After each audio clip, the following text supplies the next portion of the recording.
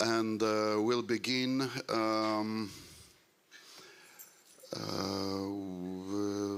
with not the complete room, but well, things happen. So we'll begin with the keynote lecture from Henri Achten, titled "It is digital, so it must be research." So, Henri, the scene is yours.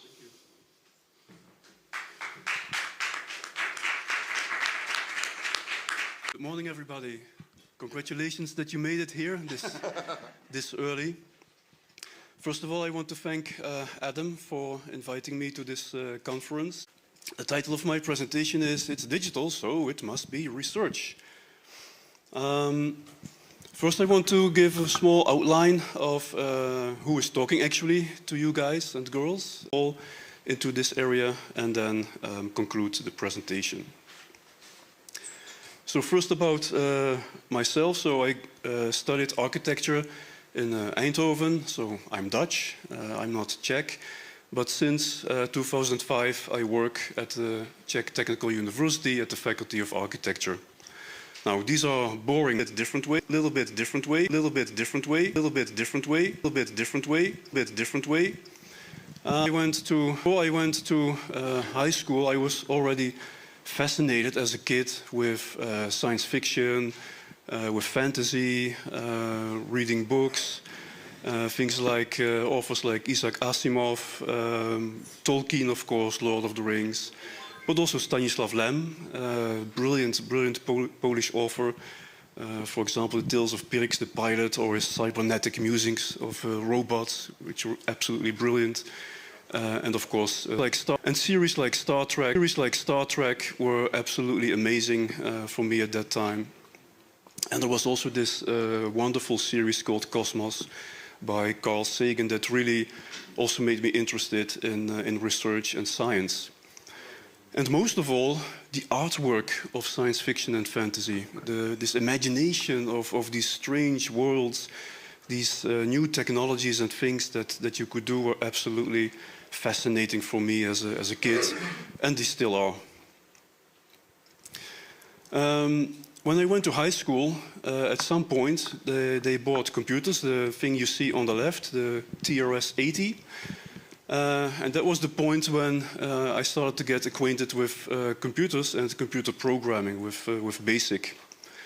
And at some point at Christmas, me and my brother, we got our own computer. And that's the guy you see on the right, a Commodore 64, which at that time was an absolutely fantastic game beast, you could say, with stunning graphics, music, and things like that. And again, you could program on it, again, using BASIC. So we started to write our own things and stuff like that. And of course, playing lots and lots of games, which I'm still doing up to today. And then you go to university and things become a little bit more serious, let's say. So I went to TU Eindhoven, which you can see a little bit from the historical photograph on the left. And here we have to mention a person who we have already heard about 2 days in a row, and that is Tom Maver. So I started studying architecture in 1986. And Tom Maver already since 1980 was a part-time professor at the Faculty of Architecture in Eindhoven. And he really was about systematic and scientific assessment of building performance using computer tools at that time. Now, Tom Maver was a part-time professor, so he wasn't really around that much. I actually had lectures by him only 2 times, I think, in person. And I really got to meet him when I went to my first conference in 1995. But of course, he was a big influence at the Faculty of Architecture. And with that, I have to mention 2 other people, Geert Smeltzer and Walter Roele, who you see at the top over here. And they founded the Institute Calibre, which was the first, let's say, commercial institute that was intended to do contract research between industry and the faculty. And they were really the boosters, the people behind the computing, education, and research at the faculty.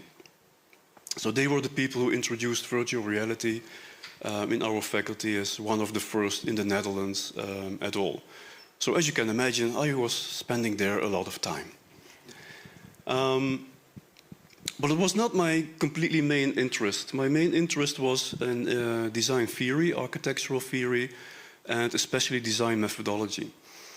And for that I have to really refer to the people on the next row, Thijs Baks and Gerard van Zijl, who were the local professors in design methodology and design theory. And I graduated with Thijs Baks and Gerard. But of course I could not really leave the computer alone.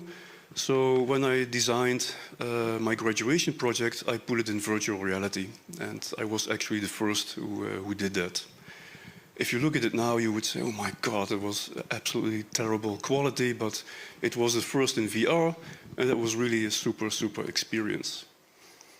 And while I was studying, another guest professor came at the faculty, and that was Robert Oxman. He came from Technion in Israel, and he organized a couple of workshops on design thinking, design computation, and about formal approaches in architecture using the computer to experiment with that. I went to all the workshops that he organized, and when I became a PhD student, under guidance of Thijs Baks, Robert became my second supervisor. And yeah, that was absolutely great experience. Another thing that you do when you then go into the PhD research part of your life is, of course, you start to read a lot. You start to research the whole topic, the things that you are investigating. So here are just a couple of very big inspirations for me in the area of design methodology, design research, design cognition. People like Nigel Cross, Christopher Alexander, Gabriele Goldschmidt, and Donald Schoen were very, very informative on my way of thinking of, okay, what is this strange thing, the design process? What are architects doing when they are designing? How do they solve problems? But also artificial intelligence in design played an important role, as I was also investigating, okay, can we support this whole thing using the computer in some way? So people like Francis Brazier, of course, John Giro. And if you want to do anything about AI, then of course you have to read the standard book by Stuart Russell and Peter Norvig, AI, A Modern Approach from 1995, which I think still is the Bible for AI even up until today. But not only that, I was also interested in philosophy and cognition, cognitive psychology, because I wanted to understand better this way of thinking, how the mental processes are when architects design. So I absolutely read through the whole history of Western philosophy by Bertrand Russell. I became a big fan of Daniel Dennett, who was really a very important philosopher on consciousness. And I also enjoyed a lot, for example, Doug Hofstadter's Gödel Escherbach, and a very beautiful book written by Barbara von Eckart, who tried to outline what is cognitive science, which also was my introduction to the philosophy of Charles Sanders Peirce. But of course, you read a whole lot and a whole lot more when you are doing your PhD research. And another thing, of course, when you are being a PhD researcher, is that you go to conferences where you meet lots and lots of great and interesting people, like we are doing today with you guys and girls right now. And one of the people that I met already in 1995 in Palermo at the IKD conference were these two guys from Poland, Adam Jakimowicz and Alexander Asanowicz. And in 1996, they decided to publish a book. The book was called Approaches to Computer-Aided Architectural Composition. You recognize it, eh? And they had this invitation, do you want to submit a chapter to this book? And I did. And this was actually my first, chapter production in a book as a PhD student. It was absolutely fantastic, feeling that, hey, here is this real book and I have a chapter in it and, whoa, somehow I'm up there, huh? So that was a very good feeling, and it's thanks to these guys over here. And since then we have ever been in touch. Why I'm talking about all of this? Because this whole background of people you meet, the literature you review, the things you do in your childhood, what you learned in high school, what you did at the university, shapes you in a particular way. Yeah? It gives you certain convictions, certain ideas. What is architecture? What is research? And what can the computer do in that sense? And from these examples that you see over here, these people that I find interesting and inspiring, you can of course deduct a little bit that I'm looking at the field of computing, you could say, from a very Anglo-Saxon point of view, a very productive kind of way, let's say, a let's do it mentality. Yes, we can use the computer for all kinds of things. It's a very productive and positive thing. But I will go back to this perspective later on at the end of the talk again. So in many cases, when I teach computing and I talk with architects about computers, then you see that their eyes become a little bit glazy, and then they say, yeah, but the computer is just a tool. And I say, yeah, but you don't really know what a tool is, right? So let's look at tools. If we look at the carpenter, and here we see many, many tools that are used by carpenters to do all kinds of things for woodworking. Then now we are talking about proper tools. And if you want to do a certain carving with a certain width, then you use the tool for that particular activity. And if I want to make a small carving, then I can't use this tool because it's too wide. So then I have to choose the right tool to get the performance, to get the thing that I want to do on the wood for that particular task. Yeah? So this is how I understand a tool. This is what a tool is. And surely that is not a computer. And then they say, yeah, but it's like this really super advanced tool, with lots of additional functions and things you can do. Go again, yeah, but this is just a multiplication of the same that we had just earlier on. It's just more of these specialized things combined in this case, in the Swiss Army knife. It still is not a computer, guys. So what is a computer? A computer really is a very revolutionary thing.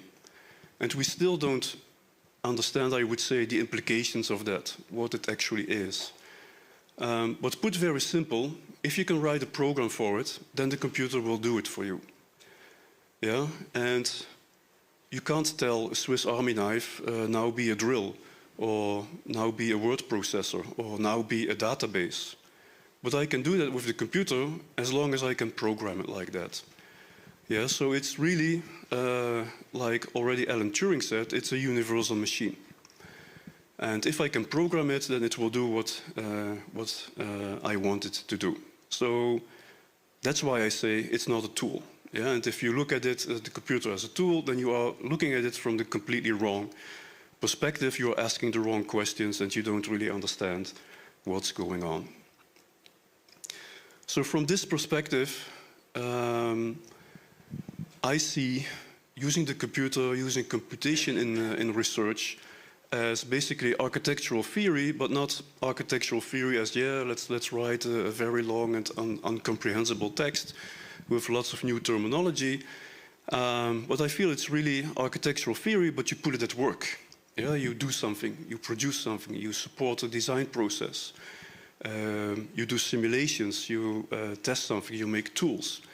So it's really putting all this thinking about what architecture is, what architecture should be, or how architecture could work, but you put it in action. And that's where I see the potential of the computing in research, and that's how I always look at the research at hand. Having said that, in the past 20 years almost, I have had the pleasure to work with very many talented people in their PhD trajectories. I say 16, 13 of them have finished, 3 are still ongoing. Dalibor Zorilla is not here today, but Jirji and Gulbahar are here. So, wave, hi. And I want to pull out a couple of these PhD researchers to talk about, okay, how we did it, what were the ideas, what were the pitfalls and challenges that we faced in these researches, to give you a little bit of an idea, okay, what is this research all about? And I basically subdivided it into 4 groups, as I said earlier: tools, theory, method, and prototype. The first research also is already the oldest, which was done at TU Eindhoven with Nicole Segers. And Nicole had this fascination with words. She said, okay, when architects design it, what we research, we are always focused on the drawings and the sketches. But we don't really look at the words that architects use.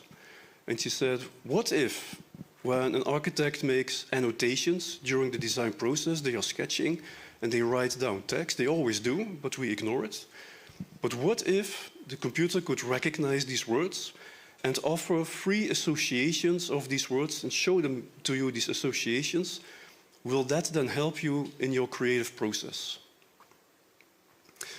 Yeah, so how do you test that idea, right? You have to build a tool. In this case, we were collaborating with the faculty of mathematics of TU Eindhoven and with the faculty of industrial design, which was really great. I can always recommend to collaborate with as many faculties as possible, because you simply can't have all the skills that you need in one person. So one of the PhD students from the industrial design department, they worked on this interactive tablet for sketching and stuff. And that allowed Nicole to focus really on the words part of the research. So what you see going on here is that the architect is sketching on this tablet. They get a certain design task, so they have some time to work on that design task. They make their sketches. They also write at these sketches. And then the computer recognizes the text that is written on the sketch. And it uses WordNet, which is a large automated lexicon. It uses WordNet to then produce associations of these words on the screen opposite the architect that you see over here. And what we tried to do was that through a series of experiments with architects, then by using an expert panel of judges to assess whether the process was, or the product was, more creative or not. This assessment, of course, is quite tricky in a sense, because you cannot really objectively measure if something is more creative or not. So that's why you use a panel to assess that. And we found out a very interesting thing that we could not really anticipate in the beginning, and that was that there are actually 2 groups of architects. You have architects who are by nature, you could say, verbally oriented. They, to say it very simply, they like to talk a lot. And you have architects who are visually oriented. And for the architects who are verbally oriented, this tool was a real help. It really boosted their creative process. They generated more ideas throughout the whole process. But architects who were visually oriented, it didn't really do a whole lot for them. So, but I think that was a very interesting and valid finding of that research. Other tools that we made, and I think here is another point that I think is very, very important, and that is collaboration. So in the first project you see in the top left was actually by a PhD student from the mathematics department. And he learned about architecture from us, you could say, and he created a sketching tool. On the right, top right, is the PhD research by Katarzyna Nowakova. And part of her research she did at ETH in Zurich, so she could spend a year in Zurich. And there we worked with a collaborative sketching tool So students in Zurich would be sketching, and we would see the sketches in Prague, and we could react to these sketches, etc. And not only that, she could also develop it to become multi-platform. So, of course, in Zurich you have these super computers, touch screens that are 1.50 meters wide and 1 meter deep, and yeah, I just have a smartphone and an iPad. But the smartphone, iPad, the system over there, the PC, they all could communicate on this platform to share the sketches. And 2 other PhD students you see on the bottom left and the bottom right, Jiří Pavlicek and Martin Kaftan, they were actually also working in Graz on their PhD research on optimization and real-time energy performance calculation. And in the bottom, a tool that was developed by Peter Busch to research emergence in urban environments using agent-based simulation. As you can see, tools are of course a very popular and very usual end result of research in architecture. And it has of course lots of advantages, but you also should be aware of the issues. And of course, the first question to ask is it really the right tool?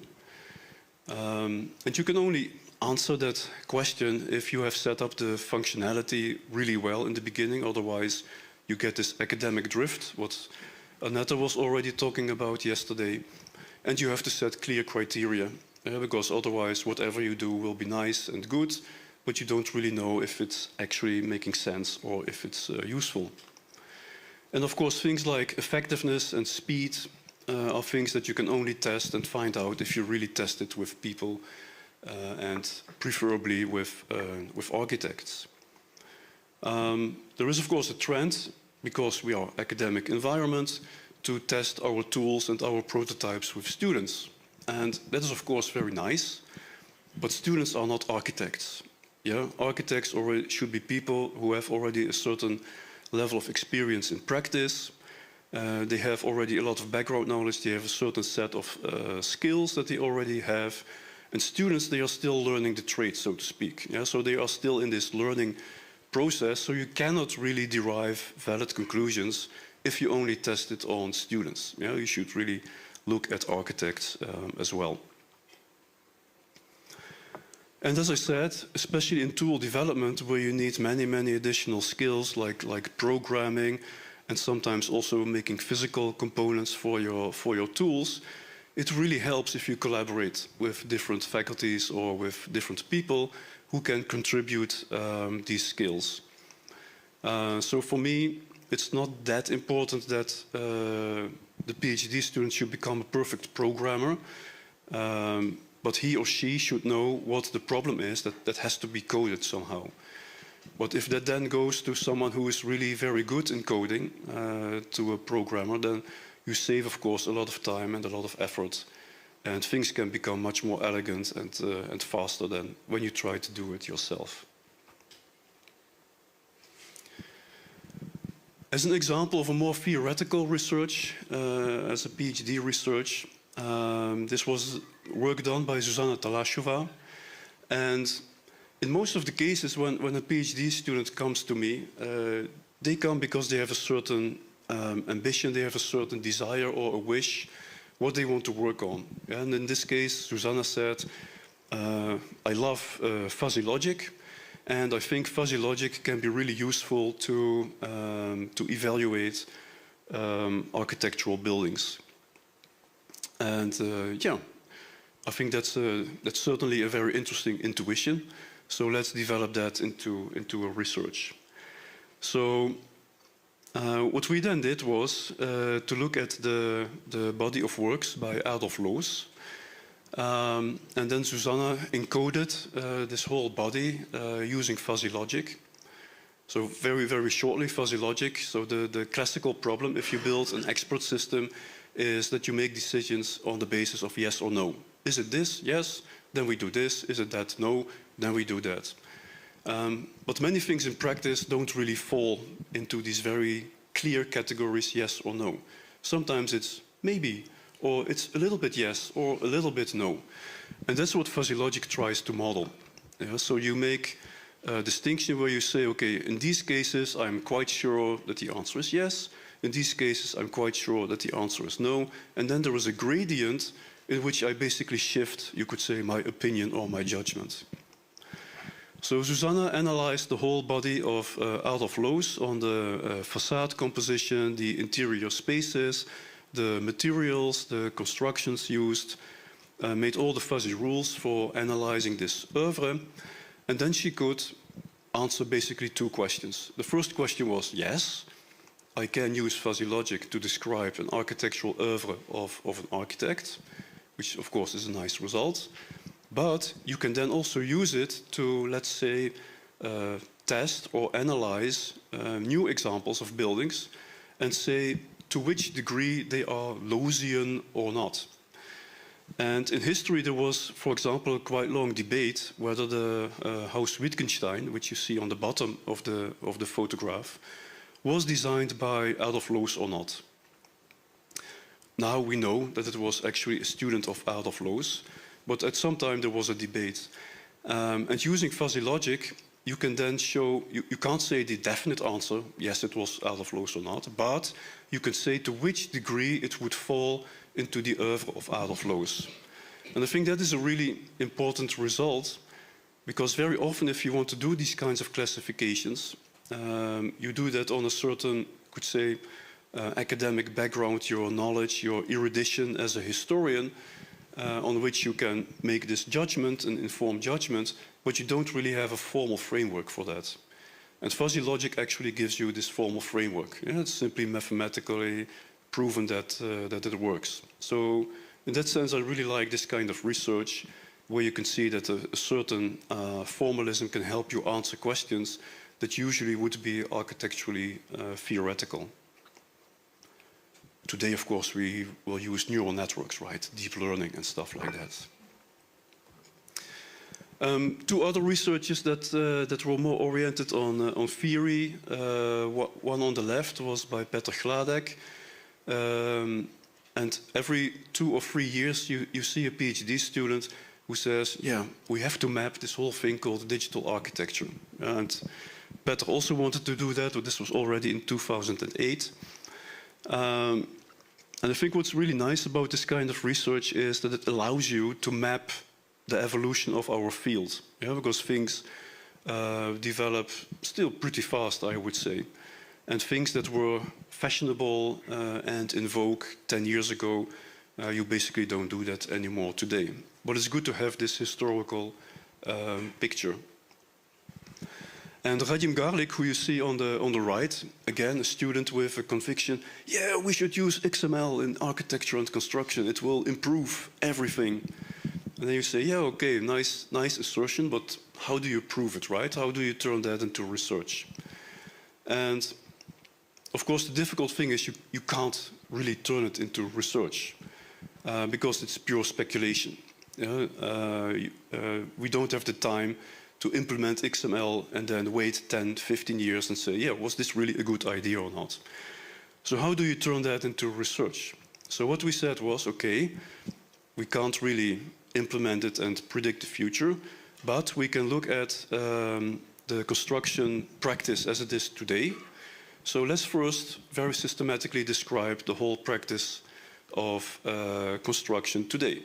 That brings you your first map. Then we say, okay, let's substitute everything that we can substitute using XML in this standard procedure. Then we don't change anything, we only substitute. And then we can already show certain advantages of using XML in that process. So that gives us our second map.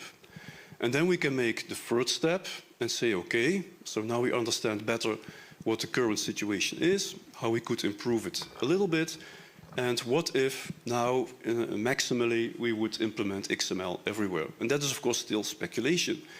But now you can very systematically show the steps of improvement of using this new technology in the construction industry. And you can actually verify things. So again, that is a part of the theoretical work. So as you can see with these theoretical works, the crucial thing, of course, as in any research, but in theory especially, are your definitions and the terms and the meanings and how you operationalize them. And you have to ask yourself, am I being rigorous? Am I being complete? Is it comprehensive and exhaustive? All these words more or less say the same. And when you have a certain theoretical framework, that's nice, that's one result. But can you then also use it to make predictions? Is it robust? Does it not break down if I change the parameters of the context?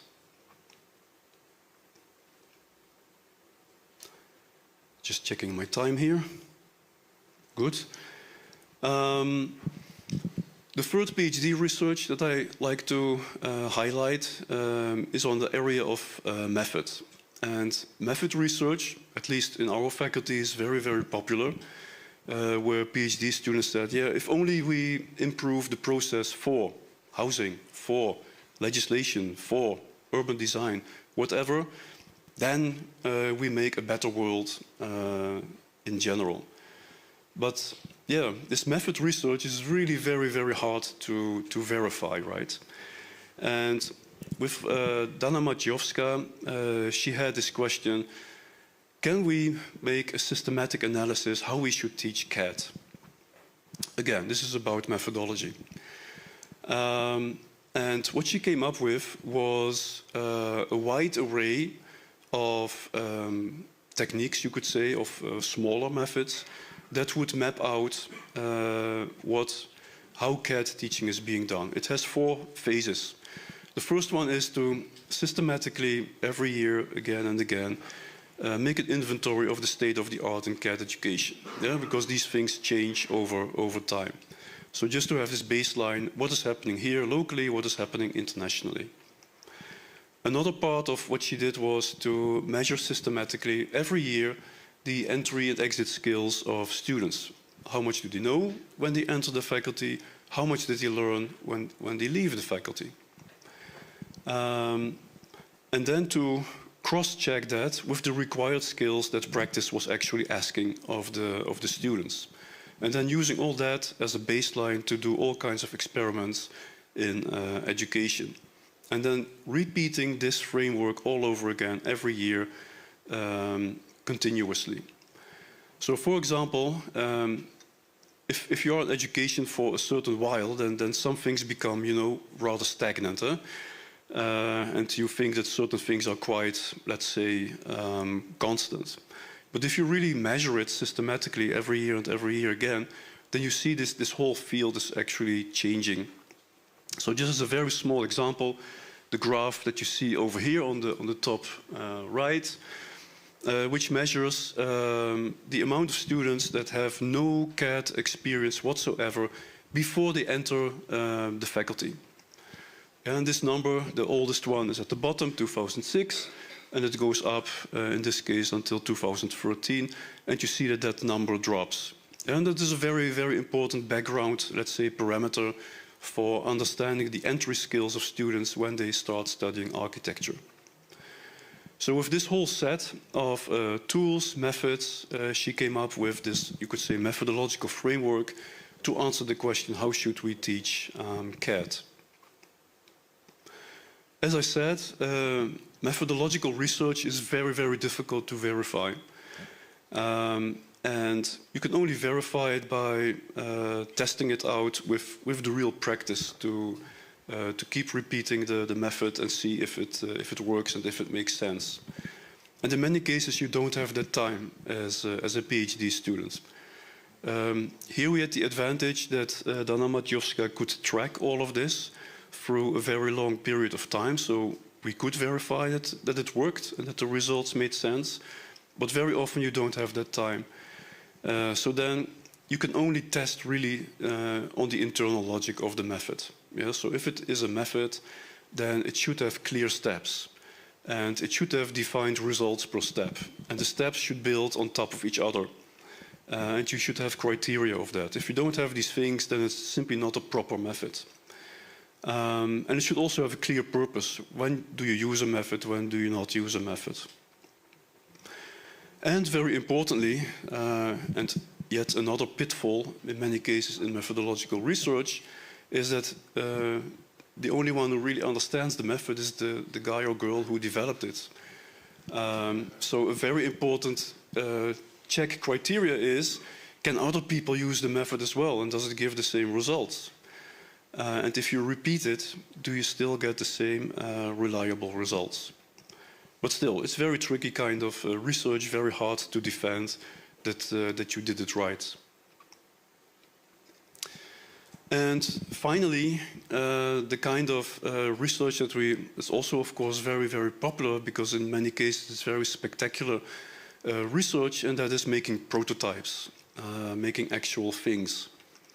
And this is a project done by Vasilia Abramovich, who was fascinated with interactive architecture. And since I'm also fascinated with interactive architecture, it made sense that she came to me. She already did her diploma thesis on interactive pavilions. And she wanted to further develop this idea, this notion of interactive architecture. And for a long time, we struggled what then she could actually, build like a prototype. So we were thinking about autonomously moving furniture and things like that. She started to work with Arduino to experiment, to get to learn Arduino a bit. And then something very fortunate happened. She could stay for 3 months at the Bartlett, at the University College in London, and at the Bartlett at the Interactive Architecture Lab by Ruari Glynn. And that really was a breakthrough moment for the whole research, because there they could offer the infrastructure and the technical support that was really very difficult to organize at our faculty. And another thing happened, and that was that there was this design competition for an interactive installation. And she won that competition. It was called The Edge of Chaos, what you see over here. And it was an idea of a complete interactive installation. And she won the competition and then actually could build it. So this installation was on exhibit in 4 different locations throughout Europe. It was used and visited by tens of thousands of people. And at that time, and probably still, is the largest interactive installation ever. And for sure by a PhD student. So that was, I think one of the most spectacular examples of interactive architecture, and of course, a big success for her PhD research. And again, crucial, so very, very important, the collaboration with different schools and different people. 2 other examples of prototypes that were finished at CTU with my PhD students. On the left, Katarzyna Hora-Goryczka. She was investigating, okay, what happens if our daily environment that we live in becomes more and more aware of our activities and can inform us about our energy consumption that we have in our house. And what if somehow our house starts to communicate with us all these kinds of information? Again, very, ambitious, vague idea that something important is happening. And again, the basic question, how do you test that? So what you see over here in the bottom over there is, she said, well, the thing that every household today has is a television, of course. And what if the television doesn't show advertisement 24 hours a day? But what if it shows for every member of the household is this robot that you see visualized over there? And all the members are robots, and they are like competing on this racetrack. And how are they competing? The robot who is, or the person in the household who is using the least amount of energy is going the fastest in the track. Yeah, so a very simple visualization metaphor for showing how many energy you are consuming. And the overall performance of the total household is then reflected in the background. If you are being very energy aware and very sustainable, then the environment is very green. But the moment you use more and more energy and you become less sustainable, the environment deteriorates, and in the end you even have an industrial environment. There are very, very simple visual clues. You don't get any numbers, you don't get any tables, just a very simple clue. Am I ahead of the rest? Am I better? And is our household doing well? It's a good idea, but how do you test it again? Yeah. And she came up with a very, very simple and very elegant test, and that is cooking. So she invited a lot of people to come over at the house and prepare a meal, because cooking is a very energy-intensive activity, one of the most energy-intensive activities. So that's where you can actually measure the easiest if there are big differences in different ways how people prepare the meals. So she invited many people over to cook, which of course very pleasant, of course then you can end your experiment with dinner, and they actually prepared it for you. But what happened was, and that was really surprising, that when the people then got the visual feedback, how much energy they used through the cooking, that some people got really, really upset. And they said, yeah, but I was doing my best, I was making this wonderful meal, and look, the system punishes me because I was using so much energy. And then I said, yeah, but this is really the point, yeah, where the way that it is communicated to you matters to you, yeah? It's no longer this neutral diagram that says, yeah, you used 141 kilowatts, yeah, whatever. Yeah, but the people really reacted very, very personally. It really had a relationship to themselves. And then you enter into this real dialogue with the building, and it becomes, in my view, interactive architecture. The second project that you see on the right was by Ladislava Fialka-Sobková. And she was very inspired by the walkable city. And she said, well, what if we could use a smartphone application that tracks how we move in the city? Will that help us to understand the walkability of the city, and maybe also improve a little bit our personal habits and things that we do in life? Today, you can get these apps, right? You can get it on your smartwatch and etc. But when Ladislava started, that was not that common technology yet. So at that time, it was rather innovative research, which was overtaken, you could say, by technology in the meantime. Well, okay, we have to accept that. So then the question for the research was, okay, if I get this data, how can I analyze it and how can I make sense of that? And there we ran into another hurdle, and that was that obtaining the data from the mobile telephone operators was so extremely expensive that we could never really buy this data. And then you say, yeah, basically the end of the research, right? Goodbye. Okay, we of course did not really want that to happen. So we found an emergency route. We went to the Faculty of Transport Engineering and Electronical Engineering. And they had already developed a multi-agent model for people transportations in the city. And we said, okay, we can't get the real data, but we can get these simulation models, pretend that they are the data that we obtained from the mobile app, and at least we can now analyze something, right? So then we can say, okay, the data is not real in a sense, but at least we can continue and we can show, if you have the data, what information can you derive from that. So yeah, not an ideal process, but one that worked in the end, and which also was based on a prototype. So prototypes are very often on the level of proof of concept. Yeah, you program it, you put the things together to the level that they work and they don't break down too often. So robustness is, of course, a very important criteria. It has to work, let's say, most of the time, so that you can actually test it.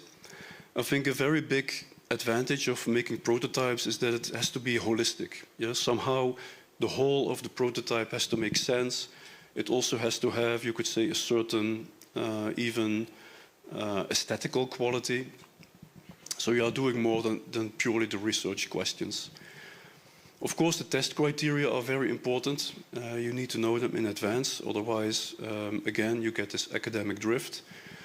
And the collaboration is crucial, because in many cases you have to put so many things and skills and expertise together that it's too much for just one PhD student. So through all of these examples of PhD projects that I had the pleasure to work with these very motivated and highly skilled students, what can we learn from that? And I think in every case you can see that when you do this kind of research that you are really activating the theory. It's not just theory to describe a certain phenomenon, but you really try to make it work and to make it productive in some way. And the computing part, in many cases, gives you a formal approach. It gives you a systematic way, a vocabulary, a background by which you can say, okay, these are not just random words that I put together, but there is a certain systematic behind it. And trying to make it work in this kind of research really supports and stimulates your systematic thinking. And of course, it's always a big fun when you see that the things are actually working. Of course, there are also many pitfalls and risks.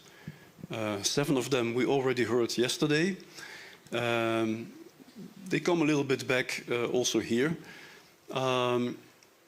But of course, when you do computing in research, then there is a real big risk that you are only focusing on the end product. Yeah, you want to get something done, you want to get something functional, and you really forget what the whole reason was about, and what the research actually is. How do you test things? What are you actually testing? And very strong focus on prototypes and softwares and tools.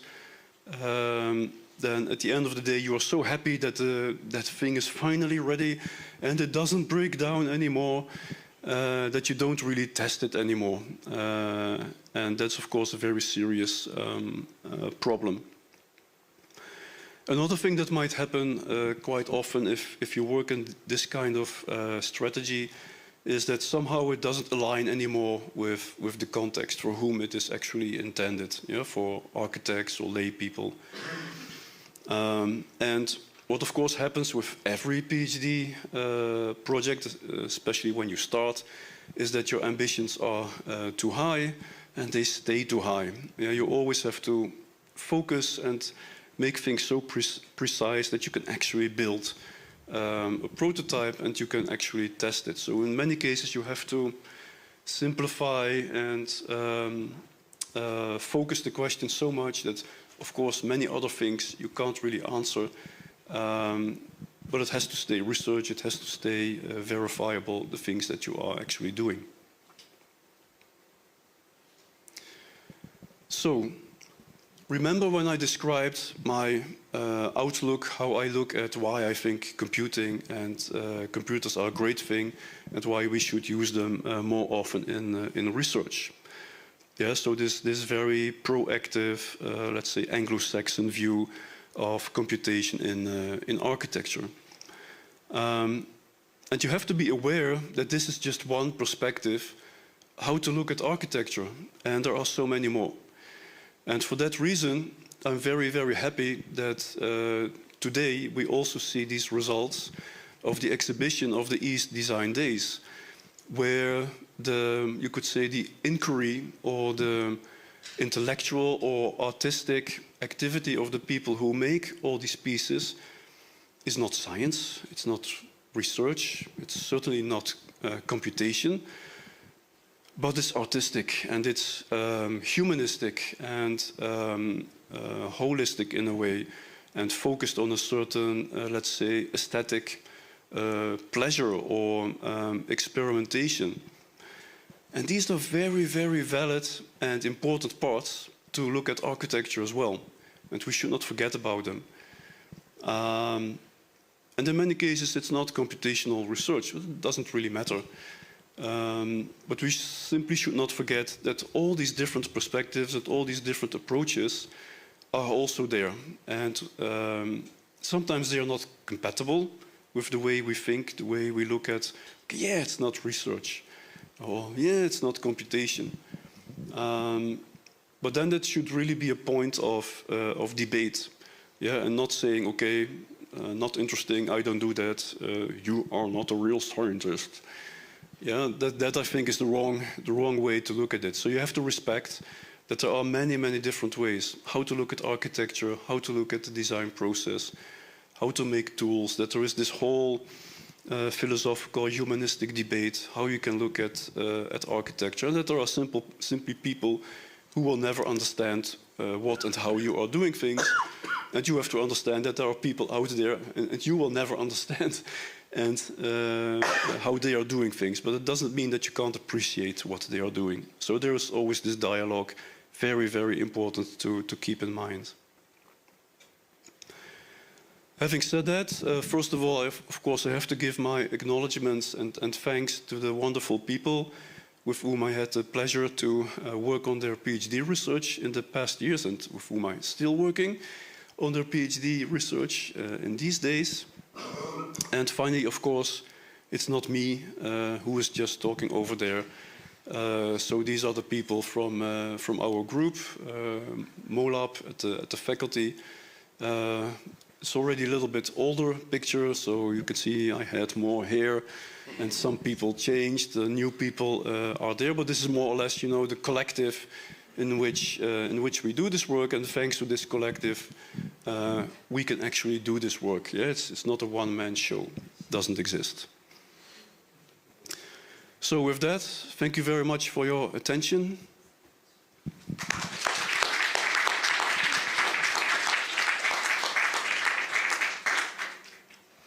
Henry, thank you very much. It was a fascinating lecture. And of course, I assume there will be a lot of questions. I come here. Yep. Bart, of course. Of course. Yes, thank you very much for your lecture, and I really enjoyed the topics that your PhD students get involved in, and maybe not more of a question, but kind of like a comment, that it's nice to hear that this kind of research is being done, as sometimes it is hard to introduce information regarding, let's say, the application for a mobile device or for the TV, as an example, as architectural research is maybe, especially in Poland, but like I'm just talking about as experience. And I think this is super important to make it known that interdisciplinary and intertwined tools as mediums are architectural research. And so thank you for promoting this type of work and for revolutionizing the way we think about architectural research. Oh, thank you for the compliment. I don't think that I'm revolutionizing anything, but yeah, we're doing our modest steps here. Thank you for a wonderful presentation. I think it was well, a feat for us, yes, for a long time. Actually, I would like to follow Bart's question about interdisciplinarity. Do you have to prove at the end of the day that this well, research was in architecture? I mean, in the context of Czech Republic, rules, etc. We always get the question at the end of the defense, why was this research done here? Why didn't a computer scientist do it? Why didn't a mechanical engineer do this research? And I think it's a very valid question. Very often the persons who ask it, they don't really know the answer themselves. So yeah, it's a little bit of a disadvantage. But why are architects doing research? Because our perspective on what architecture is and what should matter in architecture, we are the only people who can answer that question. The mechanical engineer can't answer that question. The computer programmer can't answer that question. They have certain skills that they can contribute to that, because we have to make tools, we have to make experiments and stuff like that. But at the end of the day, what matters for architecture, where our priorities are, what the implications are of the research. If we answer those questions in the research, then it should have been done at the Faculty of Architecture. If we don't answer these questions, then it could have been done anywhere else. That's true. So I think that's always a very good, let's say, reality check. All right. So thank you very much. I think that I will just take notes as to use these arguments, because me as supervisor, I have always difficulty to. It's not discussion actually. It's just at the beginning of the end process when PhD work is done, and it is to submit it for reviews, and then out of sudden our board is starting to discuss, well, it's not architecture because it's too much into computers or too much into whatever. Yes, so this is the proof. So sometimes what we do, it's kind of a trick. We put more literature review, state-of-the-art review at the beginning to somehow to give the roots of architecture in it. But yeah, so it's kind of a difficult in Poland, yes. And there are not many reviewers who would like to take such work to review. Okay, thank you. Thank you. All right. I would like to comment on the methodology you discussed about methodological research and how to verify it. Like, it's hard to verify methodology. So I wanted to ask you if you have any examples. How did you test these things? Maybe did you test them, verify them with the industry? Like, was there a collaboration between the academia and the industry in order to sort of verify a certain workflow? And I'm just curious if you have anything to tell us about this. In this case, we had the disadvantage that the PhD student in question was not a PhD student. She was, well, basically my boss at the department. So she was not in the limited time period of doing a PhD in 4 years. Yeah, so she had, let's say, the luxury that she could actually do this whole series of observations over a period of more than 10 years. And that was really the basis that we could say, yes, this method is complete. We measure the things, we can see the things changing, we can see this whole framework and test it over this time period. If you only have 4 years, then that becomes very, very difficult. Yeah? After 2 years, maybe you have your method as a hypothesis, maybe after 3 years, and then you have 1 year left to test it. And then you have to come up with really very, very clever experiments to verify that it works. And I could not give really a good example how to do that. Thank you. Right. Any more questions? Maybe I would have not a question but a comment.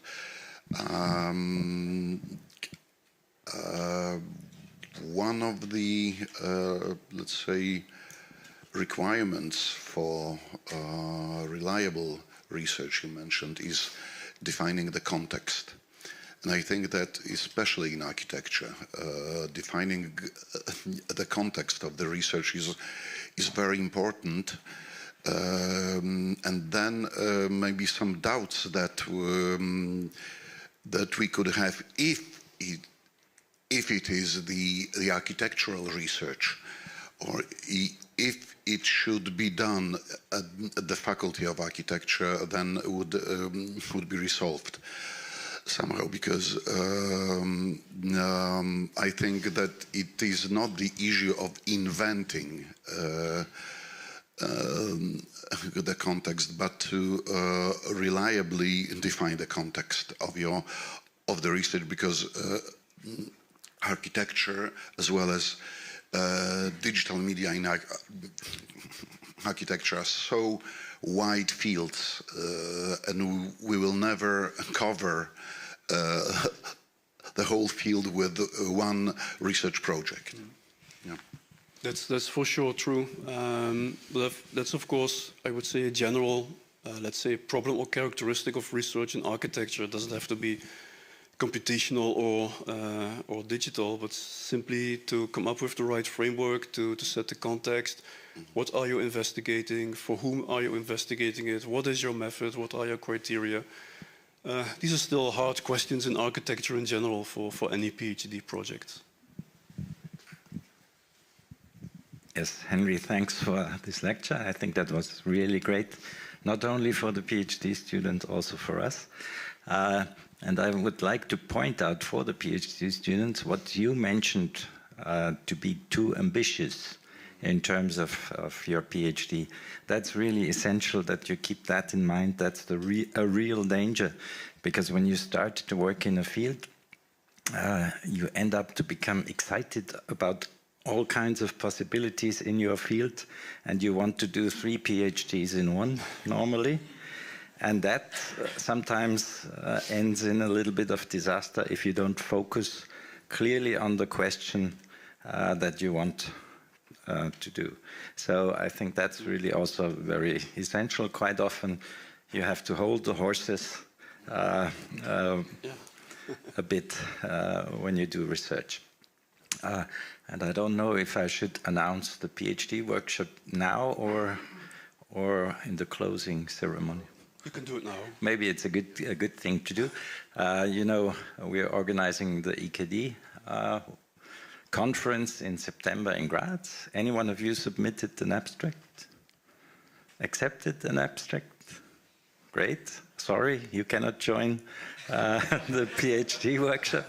But those of you who are doing a PhD and have a non-accepted abstract, you can still apply for the EKD grant, because we offer 5 places where you get subsidy for travel costs and you don't pay conference fee. And we do a PhD workshop the day before the conference starts. So please keep in mind, I will send the information to Adam to send it out then. But I'll just put it in the WhatsApp group. Also, we can put it there. Yeah. So don't leave the group. Okay. Just to follow up 2 things.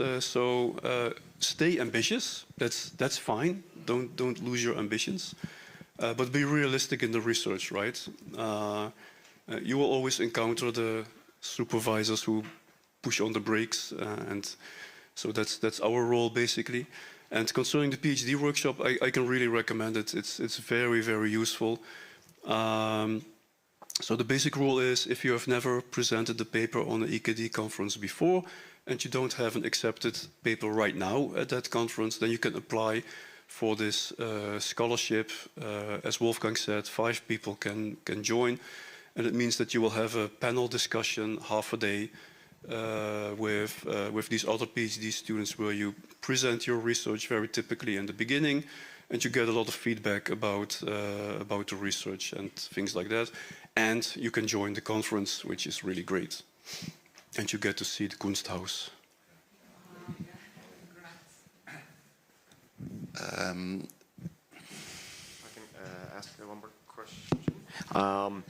In regards to future research, in your opinion, what do you think is the next field beyond AI in terms of novelty architectural research? Is there something that maybe in the foreseeable future will be the next best top thing that's going to be on everyone's minds and papers?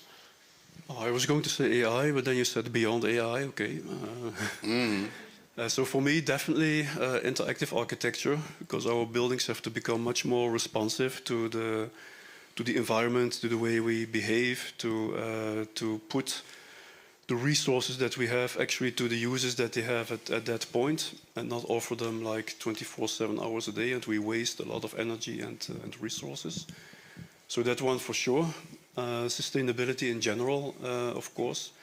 How to make our environments and cities more resilient, less energy consuming, maybe even energy producing while we are using them. And related to that, but that's not really a thing that we can solve as architects, but this whole thing of virtualization of technologies and society is coming at the cost of using enormous amounts of energy. And we have to solve that.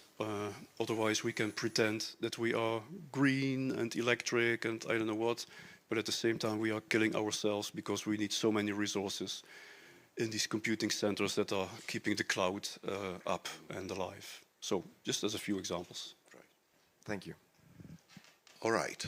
Thank you very much, Henry, once again. Thank you. So now we have a coffee break, and let me look at the schedule. Okay, we have some. 5 minutes coffee. No. Let's. We have about half an hour shift, a bit late, so let's have 20 minutes. Okay, so 11:15 we'll meet again here. All right. Let me a small announcement. In addition, our faculty edits since 15 years the scientific journal on architecture, urban design, and design arts. And it is some of issues you can find there. There are books presented and just close to it. So enjoy, please. Enjoy it. Of course, full text are available online. So inside back you will find website address. Enjoy it, please. Thank you. So, some more caffeine. Yep. Yeah. Did you remember this? Yes, of course. Yeah. It was. Yeah, wonderful. It's such a good stage.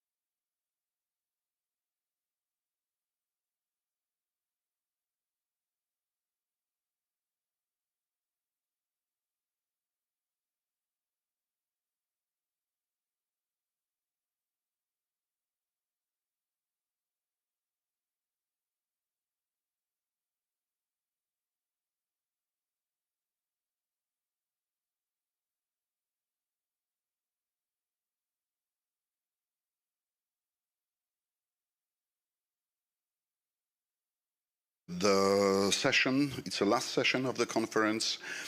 And now we will have a presentation titled Memorable Space, which is authored by Adam Novotník, Vasilisa Supranovich, and Lukas Kurilla. Adam, please go ahead.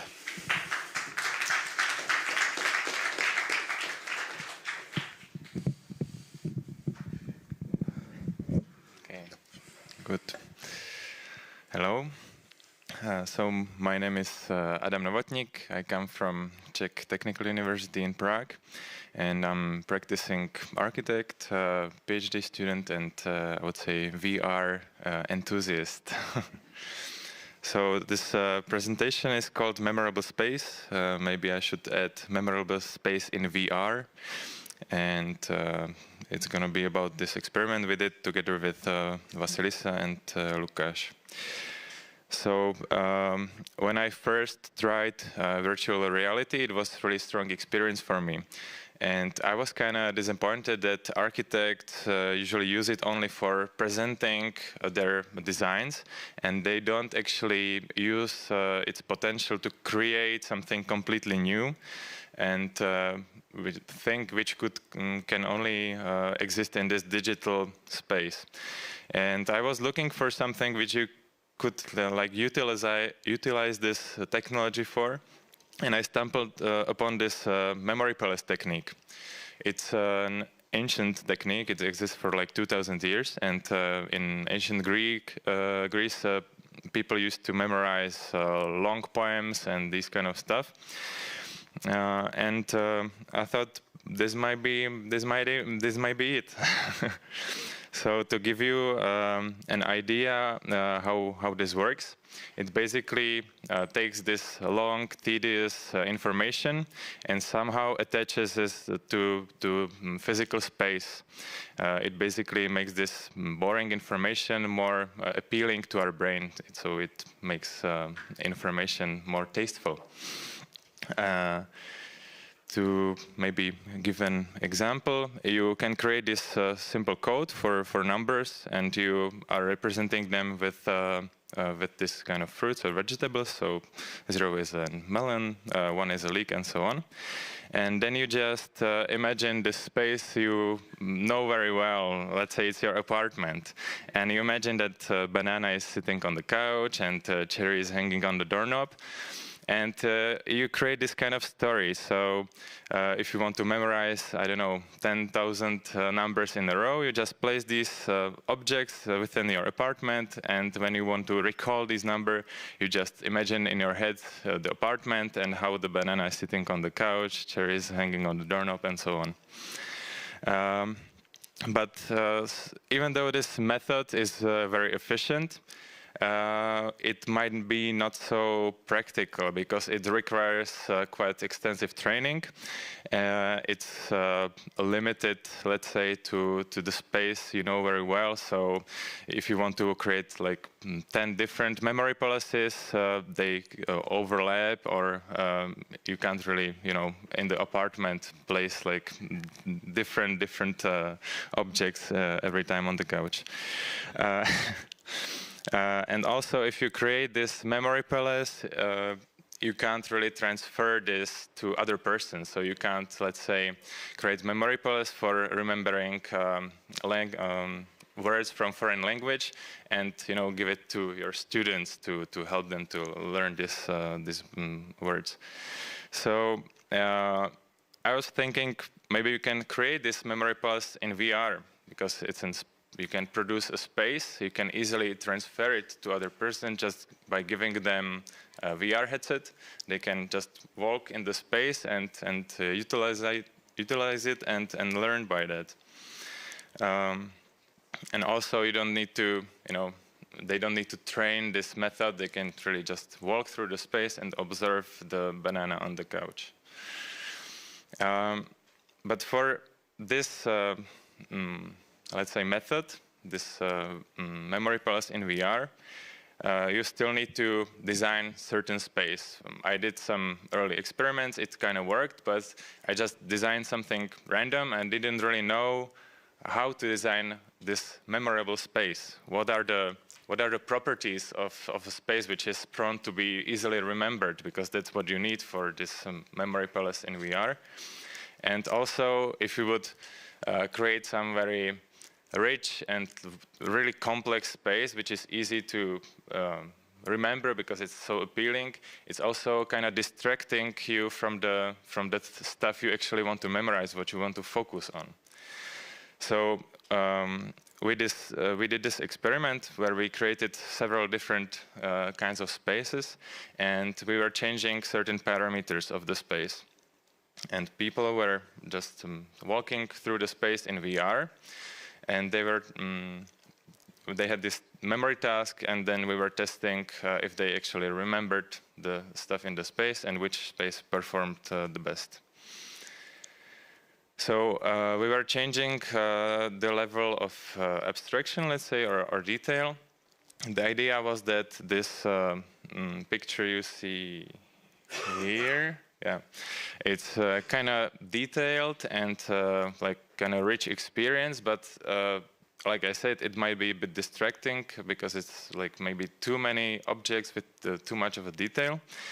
On the other side, we had this like quite really abstract space, which was maybe too abstract. So it was kind of blending together. And we were thinking that maybe the thing in the middle, which kind of combines the two, would perform the best. So it has this quite clear, you can distinct certain objects, it has some hierarchy, but still it's not overly complicated and too distracting from the intended subject to learn. We also had different types of scenery because in this kind of experiments it's very hard to eliminate this bias people have because everybody has a different background and everybody is remembering certain stuff more easily because of what they have some previous experience or whatever. So we had these three types of scenery to partially eliminate that. Also, they were like different types. It was like cityscape, let's say landscape, which was composed with quite similar objects, let's say, and then interior space. So we were also interested if this would have some effect. So we ended up with these nine spaces. Where you can see this is like the type, and here we have the level of abstraction changing. In each space, there were two objects. We were curious if it would make a difference if the object is contextual, meaning that it's some natural part of the scenery, or if it's non-contextual. So we would have a lamp in the forest, it's kind of weird, and usually this weird stuff are easier to remember. If it's a plant in the forest, it's kind of, yeah, okay. So the objects were highlighted in VR with this purple outline. So people who had the headsets, they were walking through the space and they were instructed to identify and find these objects and try to memorize them within the spatial context. This is the scheme. Yeah, okay. It's not very visible, so I will guide you through it. First, we had this task instructions for every person. Then they put on the VR headset. Within the VR headset, there was this short intro, so we were sure that people can navigate the space and they understand the task properly. Then they were presented these 9 spaces in random order. And each space was like, I think, 30 seconds to walk through and identify those 2 objects. And afterwards, we had this controlled break. It was like 20 minutes break to eliminate the effect of short-term memory, so to basically reset the short-term memory. And afterwards, we had 2 tests. One was a memory test, and other was a placement test. And afterwards, we conducted a short interview to find out what actually the people thought about it and if there are some stuff we missed. So the pure recall test was just to name as many objects as you remember, and the placement test was to identify or locate the segment of the scenery where you've seen the certain object. If we look at the results from the recall, is it visible? Yeah, here are the results for, let's say, this row of high abstraction, medium abstraction, and low abstraction. And we see that they don't really deviate this much. Same thing happens if we look at the scene type. Here in this table, it is visible. We can see that certain objects performed like really much better than the others, and we found out that it really depends on this local context of the objects. If it's we realized that it doesn't really matter if the object is contextual or non-contextual within the whole scene. So if the lamp is in the forest, it doesn't really matter that much. It's more important about the smaller context. So if the, let's say, bus stop was in the city scenery, but it was standing on the stairs, people really tend to remember this much more because it was illogical, even though within the scenery it was kind of okay, and you know, the bus stop sign fitted in the scenery. If we look at the placement results, they are quite a bit more interesting because we already see quite a big difference in the performance of the scene types. And as we kind of expected or thought, with this high abstraction, people really didn't orient that well in this scene type, and they didn't really memorize it that well. And as you can see, the best performance was for the medium abstraction scene types. When we were doing the interviews with people, they also confirmed this hypothesis that it was kind of hard to navigate or orient themselves in this too abstract space, and that this like too specific or maybe too detailed was kind of distracting, and they maybe focused a bit more on other stuff than they were supposed to. If we look at the scene types, we see that this city and interior scenery performed a bit similar, but the landscape was not that good. And the reason for this, we found out that it really is important to have clear hierarchy in the space and to have clear composition. So if we have this scenery which is composed from like a lot of kind of similar-ish elements, then it's hard to orient, navigate in the space, and it's also kind of bad for memorability of the space. Still, we had like certain bumps, and certain objects were like performing too well above the others. So we still need to somehow better choose this and like equalize it so we have cleaner data. But the key learnings we have from this whole experiment is that, well, first, it's really important about the local context, as I described it, the best sign. If it's illogically placed, then it's again prone to be remembered. Simply, if the things get weird, we just memorize them. As we expected, the medium abstract spaces performed the best. As I described with the landscape scenery, it's important to have clear composition and maybe some landmarks to easily navigate in the space. Spaces combining unusual elements, as I said, what is weird is easy to be remembered. What we should do to improve this experiment and get better data maybe is to equalize detail of the scenes. So we can identify how many objects basically each scene have to have the level of the detail same for all the types, so we can actually compare them much better. We can also make better selection of the objects, because some of the objects were maybe bit hard to identify by the participants. So let's say we had this strange corn object, and people are always thinking like, what is this? And is it a plant or is it something different? And if you already put this higher level of processing of the object that you need to spend more time, you already write it deeper in your memory. Also we would like to implement something which Bartek presented yesterday, to actually analyze how long people are looking at certain objects and to compare behavior of the people in between themselves, and analyze if they spend more time on the object or on the scenery, and if this influences the performance in the later tests. There are some references, and now let the discussion begin.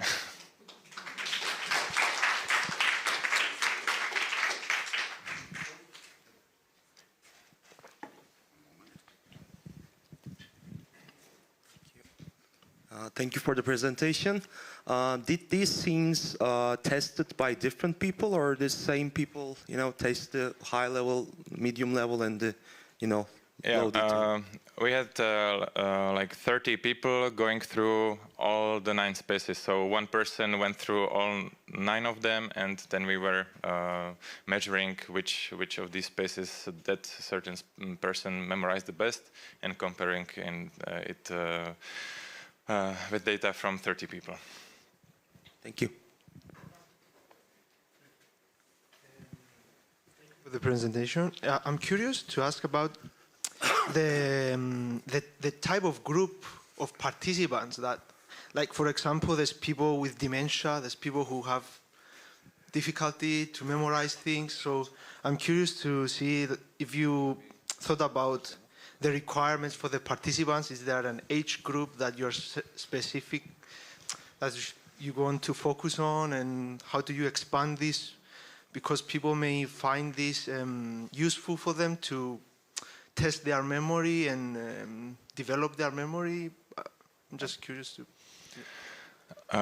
If we consider this experiment, we were focusing, well, most of the participants were young people, aged between 20 to 40, because they, I think that all of them actually had some small previous experience with VR, because we needed to be certain that they can actually use the technology and navigate themselves in the space.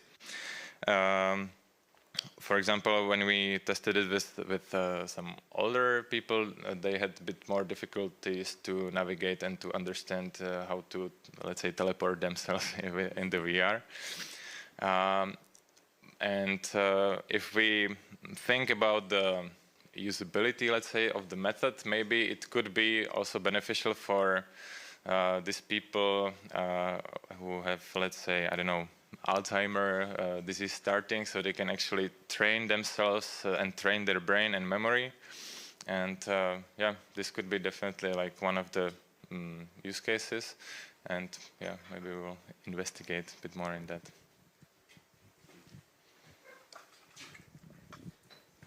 Thank you, Adam. It was a very interesting topic and great presentation. My question is, what kind of motion did the test participants use to get around the scene, and how do you think that influenced influenced the results? Yeah, we used teleportation for transporting and navigating within the VR scene, and we had, let's say, space 3 by 3 meters in which they could actually walk, but the scenes were 10 by 10 meters large, so you couldn't like walk around the whole scene. And I think it would definitely make a difference if you would be just walking and not teleporting yourself. But we also observed that some people actually they didn't move that much around the scene because they were just standing in the middle and they were just looking around. And I think it definitely influenced the performance and the results in the test, because we could see that people who were really like active, moving a lot in the space, observing the object from many sides, performed better than the others. So that's one of the reasons why we want to also integrate this gaze measurements and movement measurements, so we can analyze it with the data from the tests and see how it influenced the result. Yeah. Thank you. Already? Okay, thanks. I think I will always remember your picture of the flat with the cherry and the big banana and stuff like that, and where it was. And mainly because it was so out of context, let's say, because normally you don't have a big banana sitting on your couch. So I just wonder, did you think about maybe a good concept for memory would be to have different levels of detail or of abstraction? So for example, I was wondering, in your highest abstraction level, how would I even understand that this is a lamp or any other of these objects?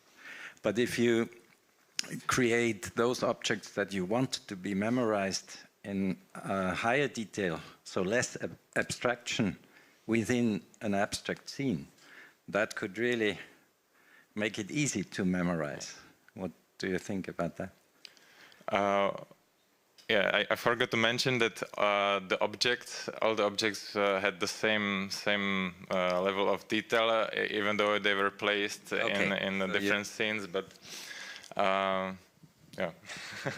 Okay, that's. I have a question or comment. I understand that your research focuses on how to design virtual spaces in order, or rather, to make them memorable. Yeah. So, so that when we visit these spaces, we remember as much as possible. Did you think about the concept of forgetting? I mean, usually you do not design spaces where everything is equally important. Sometimes you design background just to emphasize the key feature of the space, yeah? So you remember about the neutrality of some parts of the spaces. Because I'm afraid that if you design space where everything is to be remembered, then the visitor would become tired very quickly. What do you think about it?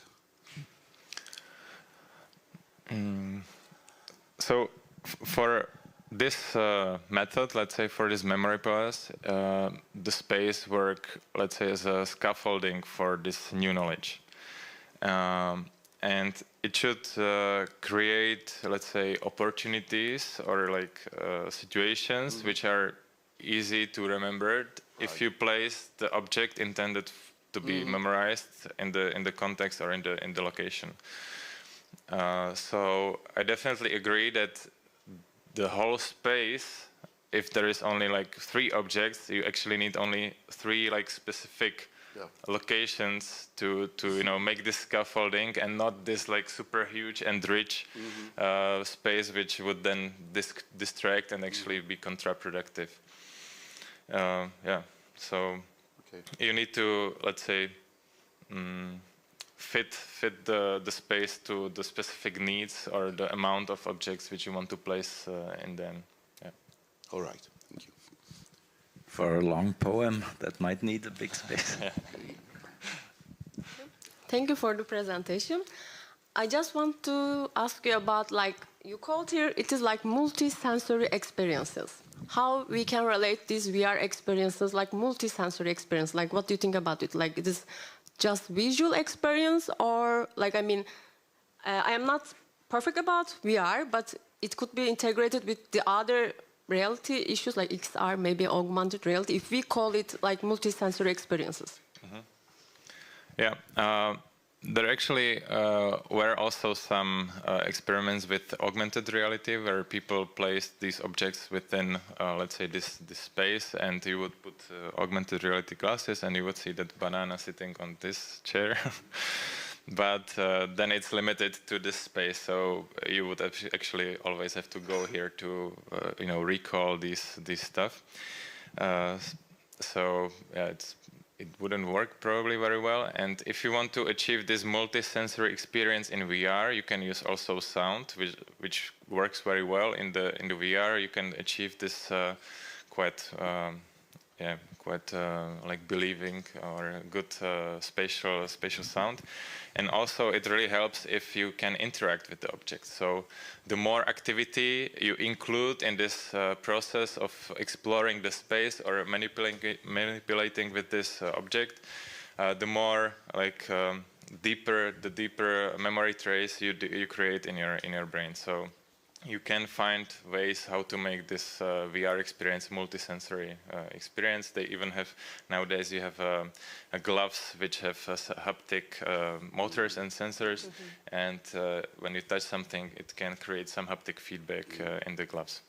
So do you aim that? Like, I mean, why we call it multi-sensory experience? Like, I mean, in your case, like, I mean. Well, in our case, it was, of course, mainly visual and only visual, but the idea is to extend this method or this app to have also the sounds and also some interactivity with the objects, so you can maybe lift them or manipulate with them.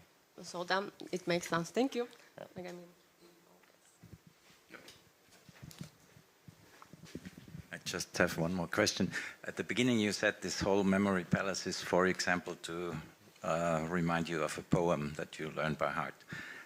Did your participants also have the task not only to recognize the elements you put in the scene, but do something with it, like learning the poem? No, they were only tasked to memorize the object. When you use the memory palace, you usually use also mnemonics. So you really try to make the combination of the objects as ridiculous as possible, because it's really then easy to remember. And we actually forgot to tell the participants not to do that, because some of them created this whole story from the objects, and it really then they were performing too well, and we had to eliminate them from the results, because then we couldn't really measure the effects of the space, but then they just created this huge story. Right, thank you very much, Adam. Okay, thank you. One last thing, this is my first conference, and we were joking with my wife that I should make a selfie from the stage as a rock star, so right. If you allow me. Yeah. As long as you're not stage diving.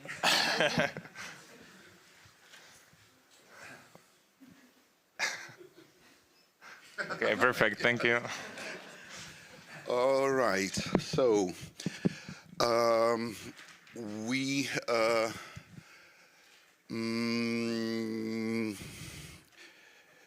are fortunate that Vasilisa managed to join us, and now it's time for your presentation.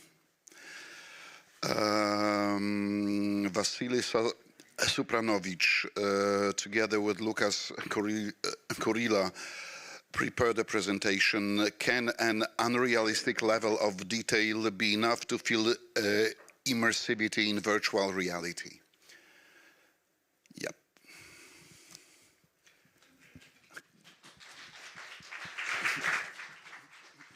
Vasilisa, 20 minutes for your presentation and then 10 minutes for questions. Okay.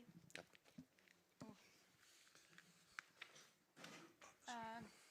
Hello. Yeah, is it work?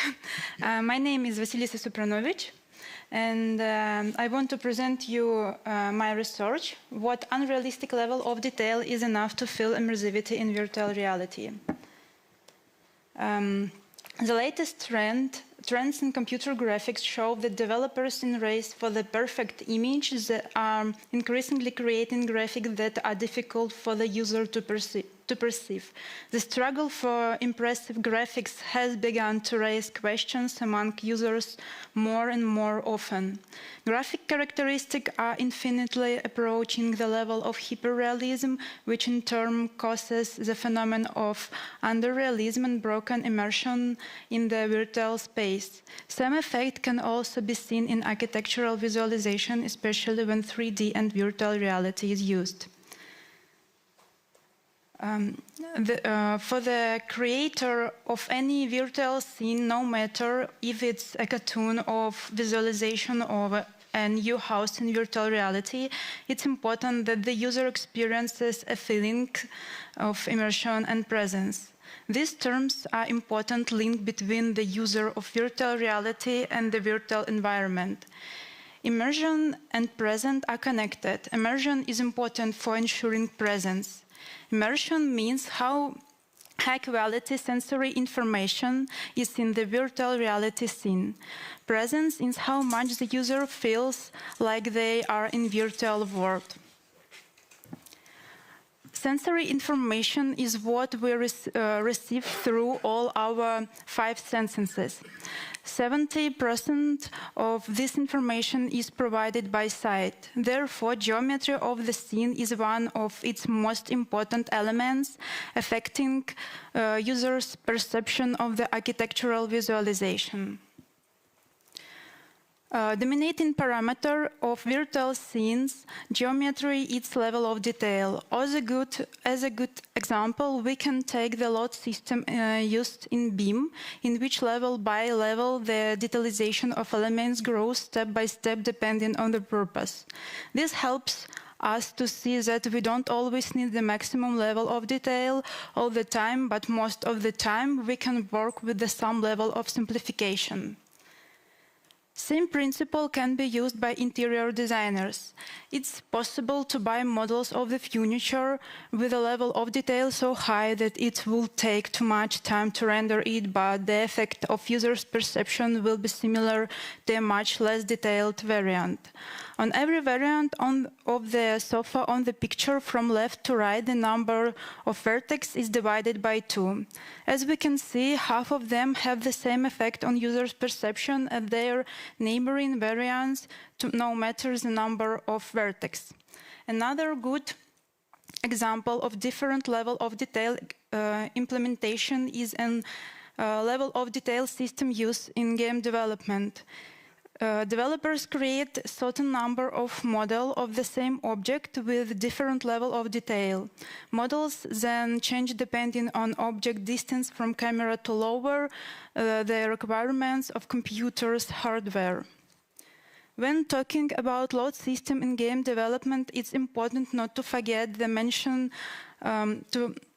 the nanite system in Unreal Engine 5. This system enables to change the complexity of a model automatically depending on the resolution of a display. But it's important to say that this system works only with static objects. When talking about immersivity of a scene, we cannot forget to note that scene is not just a dry static space, but also elements that bring life to the scene. One of these important elements are avatars, which directly impact the perception of the scene. They're especially important the architectural visualization because precisely with their presence we can understand the scale, mood and purpose of an architectural composition. Because of their own geometry, we can also apply to them their theory of level of detail. Different level of detail we can different levels of detail can have different effect on viewer. For example, extensive detail of an avatar can work counterproductive.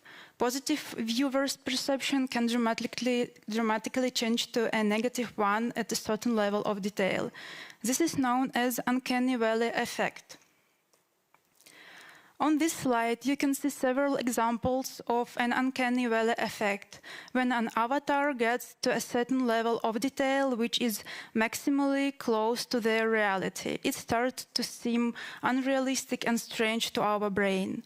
As you can see, it's very important to take this effect into account when filling the virtual scenes with avatars, as they can draw all the user's attention to them instead to the architectural environment.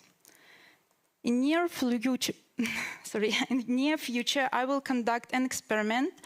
The objective of the experiment is to find the level of detail and abstraction of virtual reality objects sufficient to achieve the necessary user interaction and feeling of presence in a given space.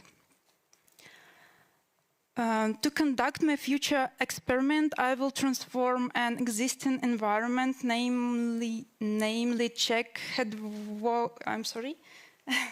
To conduct my future experiment, I will transform an existing environment, namely Czech headquarter office of the Rossmann company in Prague, into virtual reality.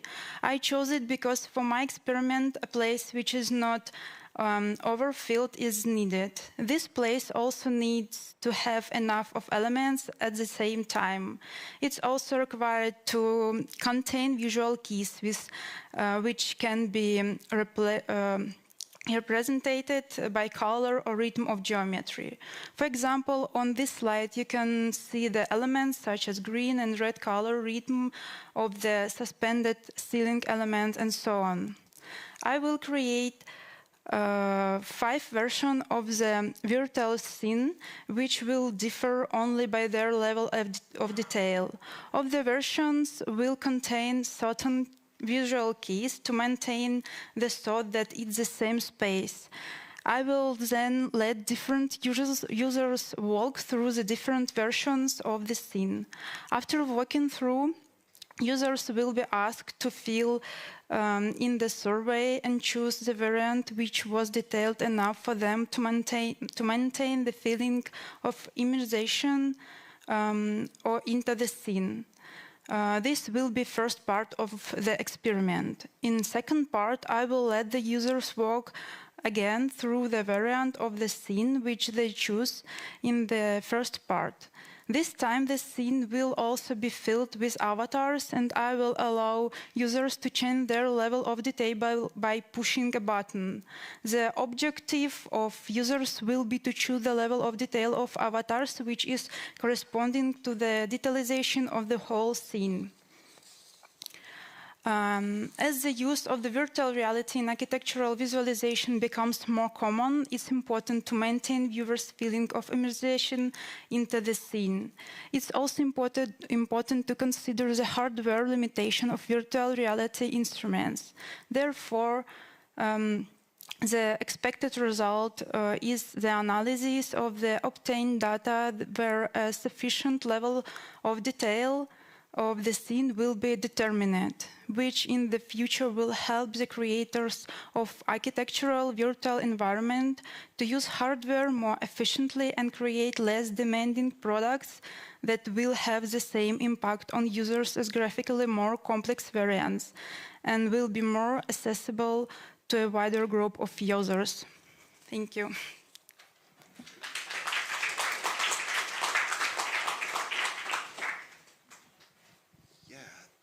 Lisa, thank you very much. Please stay somewhere around here because surely there will be questions. So, do you have any? Please pass it to Bart. Hi, thank you for your presentation. The topic is very close to me in terms of especially Unreal Engine.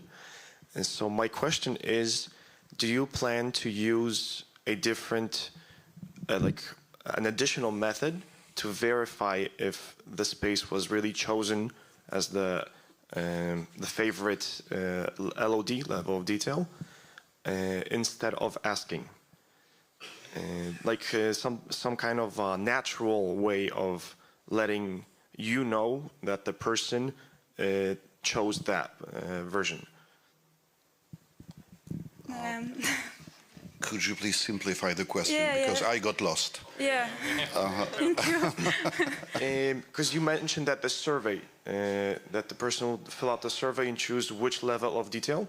Yeah, they will choose. But you know, sometimes it might be influenced by some kind of other relationship. Maybe do you have an idea how to figure it out without asking them which one they choose on a survey? How can I repeat the question? How people will choose their place? No, maybe I don't understand the question. You said that people choose on a survey which level of detail. Yeah, yeah. Do you have like additional verification that this is really the thing that they chose as the most realistic to, or comfortable for them? It was my idea. No. Mm-hmm. Okay. Mm. I have not so good English, and I think Lucia can help me with it. Yeah. All right. Yeah, maybe I'll just like translate it to Lisa. Yeah, and yeah.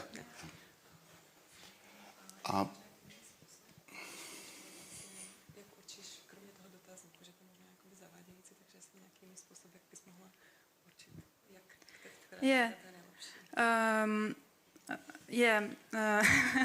I'm sorry. It was not only survey. Mm-hmm. Yeah, I thought about some task for participants. They can do it inside in virtual reality, and I will have result. And through this result, I can understand how they was fixed on this idea, on this question. Yeah, and then I can work with it, with this, and analyze it, and then I will have result. And in virtual reality, sometimes use some, for example, heartbreaking,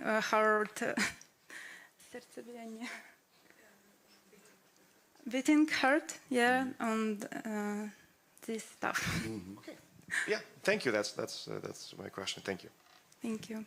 Any other questions, please? I have maybe a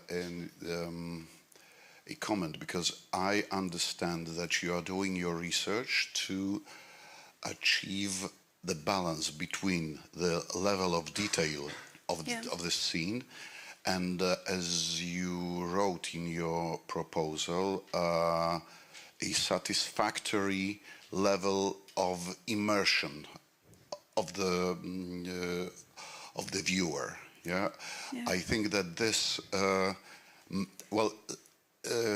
measuring of the level of satisfaction of the user of the space is very difficult.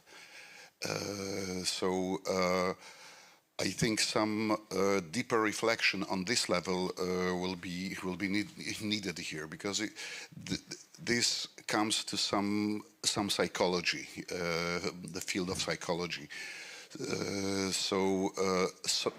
And I think somehow you will need it in order not to become arbitrary in your research.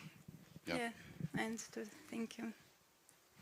I think I also thought a bit like that. So it would be good that you think about how you can really measure how good people can orient in your virtual space. Mm-hmm. So not only ask them how they feel about it, but also see, for example, do they find their way through, or things like that. Yeah, yeah. But I have problems with your title.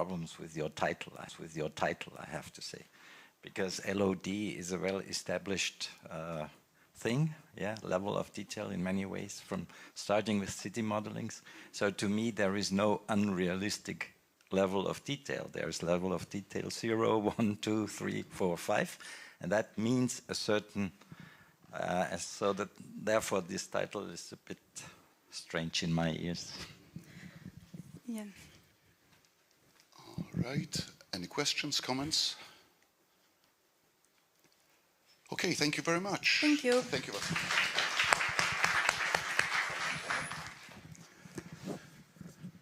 And now we're,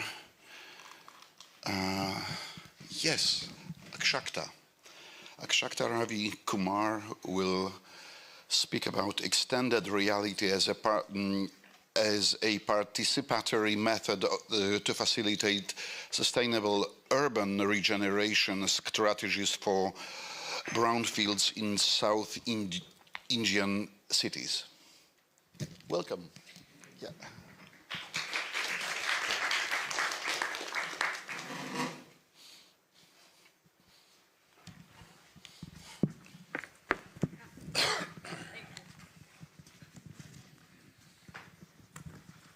Okay, so good afternoon, and my name is Akshata Ravi Kumar. I belong to the Faculty of Architecture at Czech Technical University. I study at the Department of Urban Design and Planning. So the first question is, what am I doing in a digital architecture conference? So caught in crossfire maybe. But as Professor Henry mentioned in the morning in his speech, sometimes it's nice to collaborate. So this is one of those topics. So bear with me for a bit. We're going to talk about spatial planning and maybe a small intervention of digital architecture, which I'm not an expert at, but y'all are, I've seen. So before I get into the presentation, I have to mention that this is a very specific case study that I made, and it is a small part of my main research topic, which is the regeneration strategies for post-mining cities. And yeah, okay.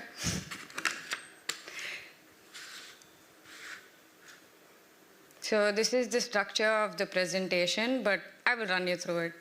It's okay.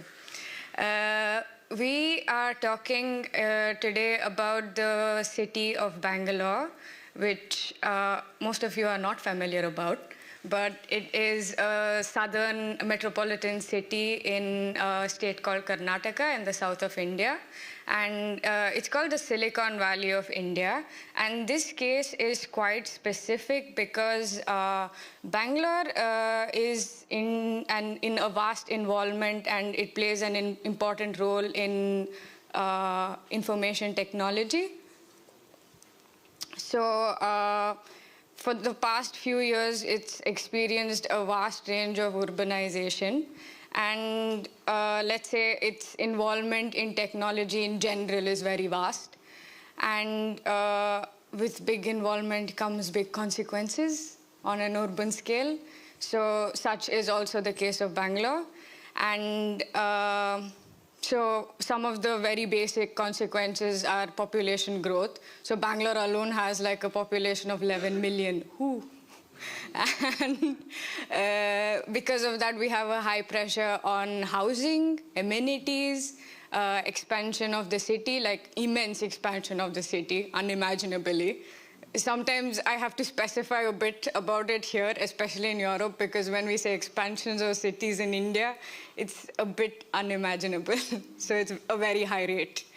And because of this, it's again a very logical connection that you have the need for creation of new infrastructure, or there is pressure to develop new interventions on existing infrastructure. So for architects and urban planners at this region, it's a very provocative thought saying, can Bangalore actually afford to abandon huge parcels of potential brownfields? Obviously, the answer is not. They want to create interventions. So before I come back to the case of Bangalore, I just want to run you through some basic typologies of brownfields so we're all on the same page. So brownfields can be categorized on a large spectrum under 8 categories. So you have the industrial, railways, military, waterfronts. I just associated with them with some examples of successful regeneration, but it's all in the paper, it's not important. And you have infrastructural brownfields, and then commercial, energy, and some other disciplinaries like abandoned hospitals, campuses, etc. So I am talking about the participatory aspects of brownfields in this presentation. So I think it would be important to know the categories of stakeholders who are involved in participation on a larger spectrum. So I think as architects, we're all very familiar with these 5 categories because we're also part of them. So you have the public authorities, you have the landowners, you have clients who in this case of brownfield regeneration are developers mostly, and architects and planners, that's us. And then you have the user group. So when we talk about stakeholders, I think because we're all practicing architects mostly, we're quite aware of the obstacles and the complications that are associated with the categories of stakeholders. And I'm focusing mostly on the users in this presentation because when it comes to regeneration projects, mostly they have a huge contribution on determining the success or the failure story of a project in general. So this graph shows the relative importance of various obstacles to regeneration of brownfields. And as you can see, the most problematic group are the users again. So the lack of users are what lead to the failure or success stories of regeneration of any project in general. And so we come to an understanding of maybe involving the public into participatory activities when it comes to regeneration of spaces. Like, okay, what is their opinion when you are trying to create a proposal for a huge project? Because they seem to be a very problematic group of people. So what is their opinion on things? But this again comes with a lot of complications because users are problematic, people are problematic. And as architects, we're all trying so hard to solve everybody's problems. So when it comes to that, one very nice explanation would be the paradox of participation. So it's interesting. It's an interesting concept because it explains the conflict between participation at various stages of the project development and the timing as a key factor. So the graph mostly, that is that one, yeah. The graph mostly explains that the active participation of people in the beginning stages of the project is very low, but the possibility of making changes at that time is high. And as the project progresses towards completion, the graph changes a bit and the active participation of people becomes very high, and then the possibility of creating changes at this stage of the project is very low. We understand that as architects, but as people, they don't get it. They're like, you're creating something that we do not want. And they understand this at very later stages of the project, and it's impossible to change it. It's not logical. So again, understanding and timing become 2 very crucial factors in spatial planning. Such is also the case in Bangalore. So the local architects and urban planners decided to take a step forward and actively associate public in participation. But this failed miserably, again, because they divided the participation into 2 groups. And that was formal and informal participation. So formal participation is mostly instrumenting draft plans and for public inspection. But then here they regulate the groups that inspect the plans because they have to be understandable to a group of people. And also time is a crunch.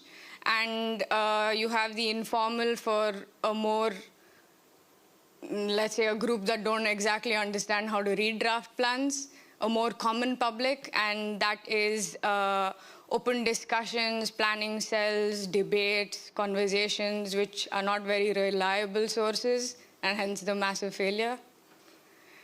So, a proposition was technology as a tool for public participation and regeneration of brownfields. So this is my part of proposition as an urban planner. But as I sat through all the presentations here for the past 2 days, I realized that there is way more to it.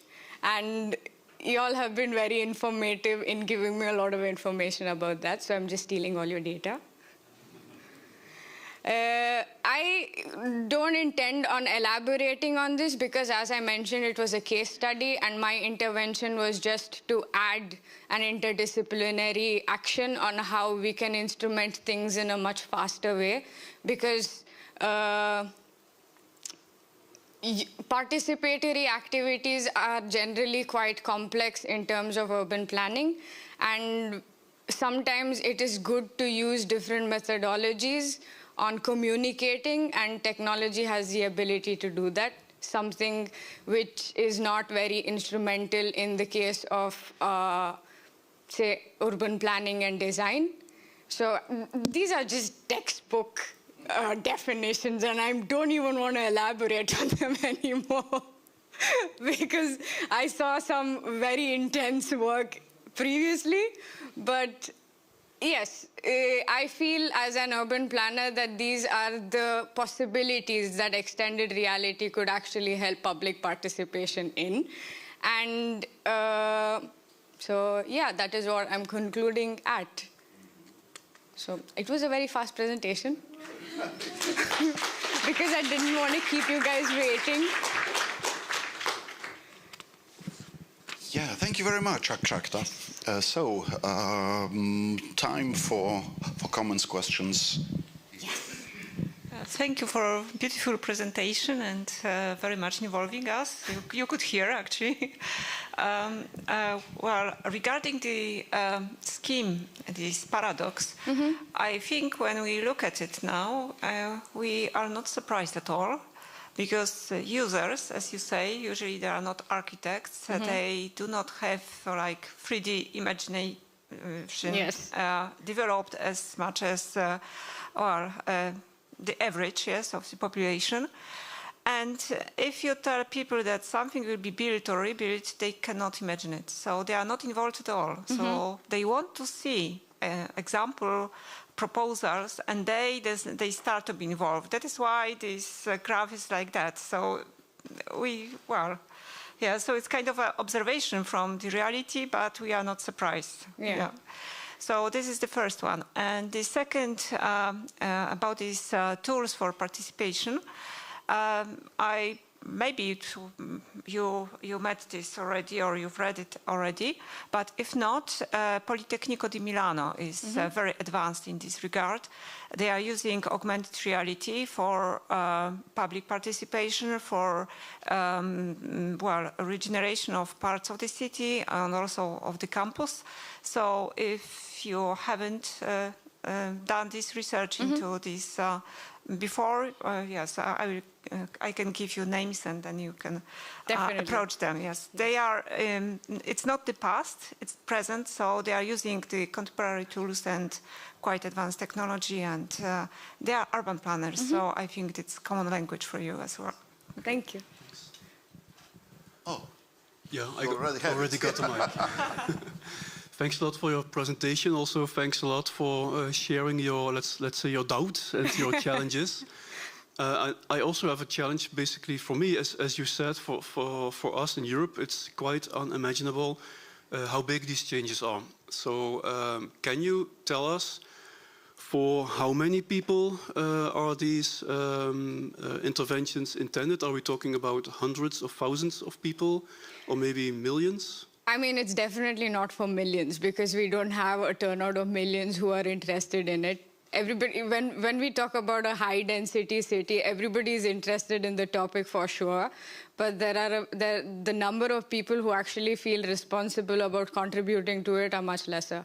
So I would say it would range between hundreds, probably. Yeah. Yeah, okay, but these hundreds represent a real number of people that are going to be really affected with the planning. So how many are they? I'm sorry, I didn't exactly understand. So these hundreds of people, if they, let's say, give the green light, okay. So for how many people are they making this decision? I mean, I think it would be for that particular...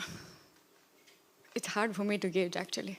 Yeah, but it's quite a lot, right? It's quite a lot, yeah. Yeah, so... I mean, my brain is automatically counting in Indian populations. I'm like, what? Okay, I will ask you again when you stop counting.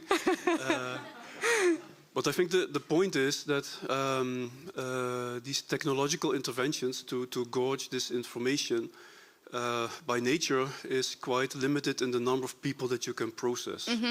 Yeah, so if you are taking this into consideration and whether at some point the technological tool is not really the answer for answering the question for so many people, if so many people are involved. Yeah, so something to think about, to consider. Yeah.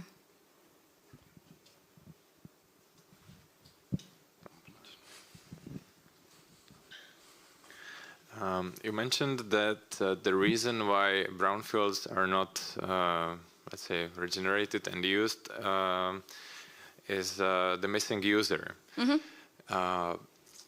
Is it really a missing user, or is it a lack of resources to actually do this change? I mean, is it really the users that you then have like enough of people who would be in this area, or is it more about the incentive that, let's say, city or company would spend the resources to actually rebuild or renew this this brownfield, which might be more costly than just building on a new site, a bit more further, let's say. So, is it what was this data measuring? Was it really users, or was it more in this like resources sense? Okay, I think I will answer your question with a small example, because this is a very context-driven topic. So, like I said, I think sometimes we're a bit lost in context. So, the thing about India and Bangalore in specific is it's quite vastly urbanized. So, even though we have a high pressure on the requirements for housing and public amenities, developers just try to invest all their money in making, say, a shopping mall because it gives them more money. And in that case, people don't want to use the shopping mall.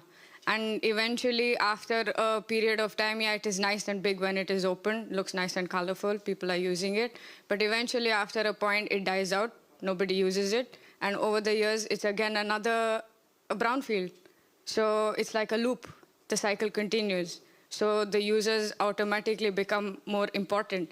But there were some experiments that were conducted where also some protests, because this city likes to protest a lot. So where they actually petitioned that the people had to have a say in the functionality of that particular function of that building.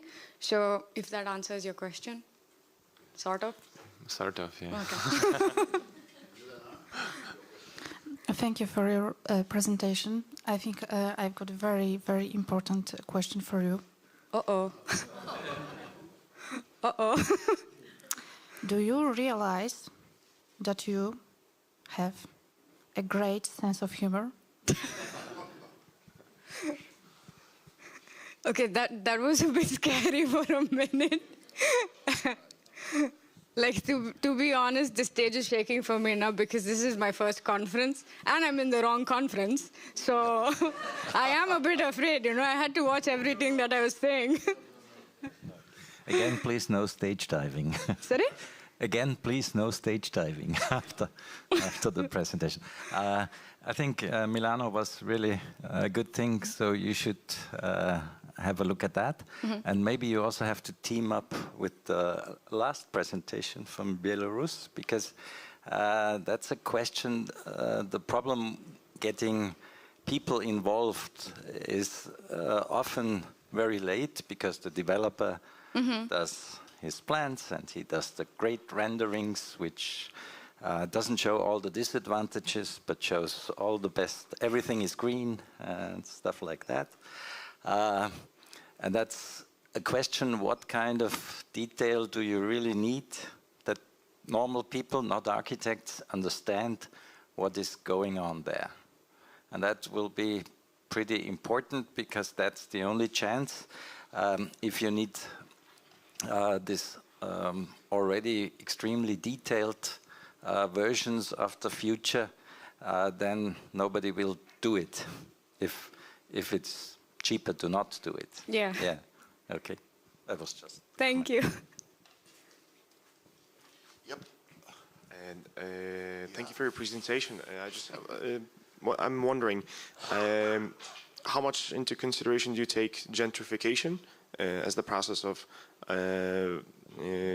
refurbishing these brownlands? So do you take into account what will happen around the regions as a result of using these brownfields for residential areas or for to be actually used? Since we're talking about a high-density city, in this case, Bangalore, and also the context is very closely packed. So in terms of how much of an impact is going to have on its surroundings, on its immediate surroundings, yes, for sure. For instance, if it's a residential area, again, developers would be very happy to just throw in a nice shopping complex and say, there you go, this is all you need. But that's not what most of the times people want there. They would actually rather have a much decent provision for housing. But then I feel like, again, because it's a very densely packed city, the impact stays in that region, and it doesn't actually, it's wrong to say it doesn't affect the other areas, but then it dies out. The impact is not so high because they have their own problems that is happening. Maybe another brownfield there, for instance. Because I was wondering if this would be kind of like a trapped air under the sticker option, where you just press it and it just moves over to the next area because it influences that area. So just kind of like a comment. Yeah, thank you. Yeah. Okay, I would like to challenge your assertion that you say I'm at the wrong conference. No! Well, you said it a couple of times. So if you say, okay, I have to be an expert in some computational technique and I have to show the latest and the state of the art, blah, blah, blah, then yeah, maybe you are at the wrong conference. But I think you're not, yeah, because I think now we are exposed to many feedback about lots of detailed technologies that can be used, in which you don't necessarily have to be the expert. Yeah, that's this collaboration that I also have been talking about the whole time, which I think is very useful. Because what happens otherwise? You find a nice reference on the internet, you read a couple of papers, and then you say, yeah, this technology will solve my problems, and it becomes this token technology. Yeah, at the end of the day, you don't really know what you are talking about. And I think thanks to this let's say, fertilization of ideas, you become more informed without you necessarily becoming the expert in that. So you are at the right conference. I have some question or some comment. It's very interesting and good idea to show the projects in extended reality to users, but I think that it will be very hard to find the balance between the idea of architects and urban planning and the users. Sorry, again, is that a question? I didn't follow. It's very hard to find the balance between the ideas of architects and urban planner, yes, and users, which was looking at extended reality, yes.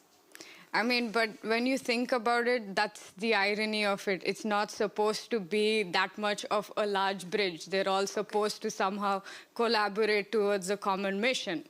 Okay. So that's like the end result that idealistically, in an idealistic world, that would be a reality, but unfortunately not. Okay, thank you. I think that it is very important to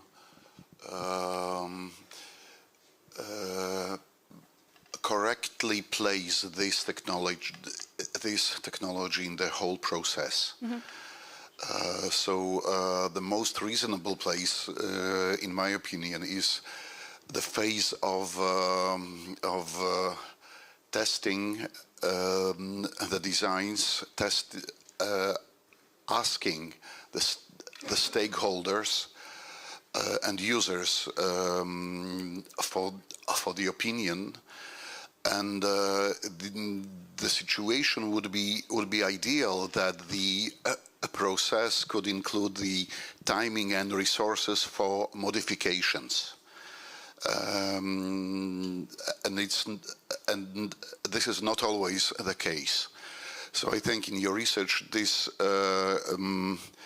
potential placements of this technology, I think, will be very, very interesting and an important issue.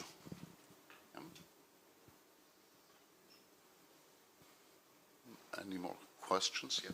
Just to add on, I won't babble on along too.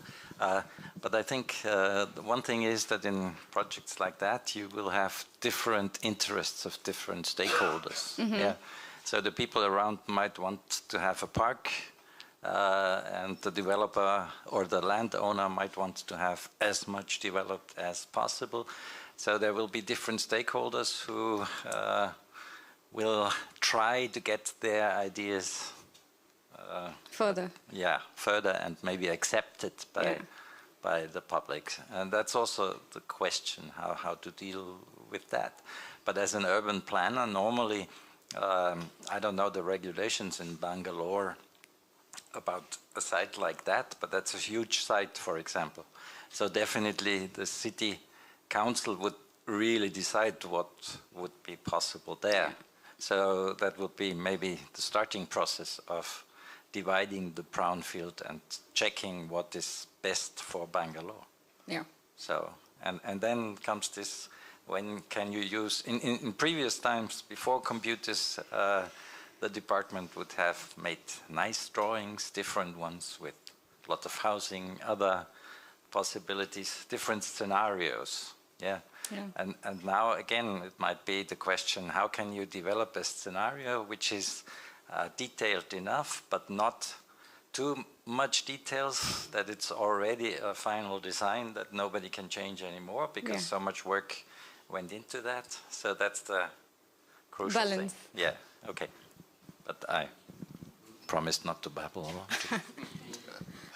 All right. So, thank you very much, Akshakta. Thanks.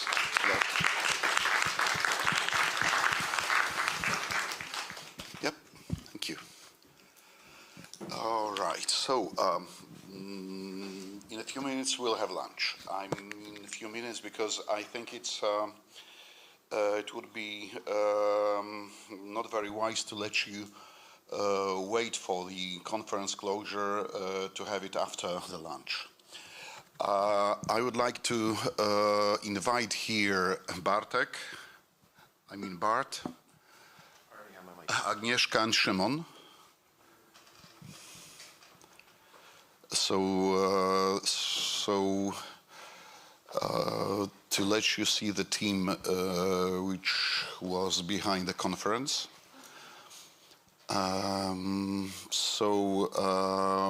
We want to thank you for being here. Karolina, of course. Where is she?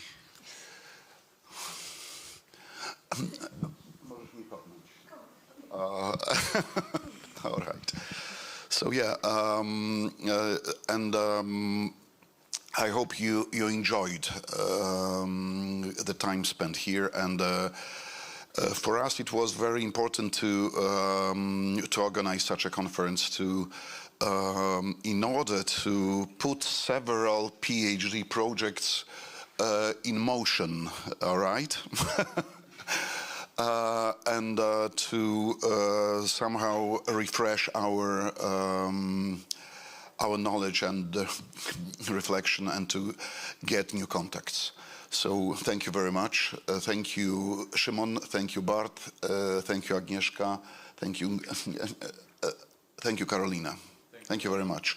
Thank you, Adam. And all right. And I hope we'll have a. I hope we'll find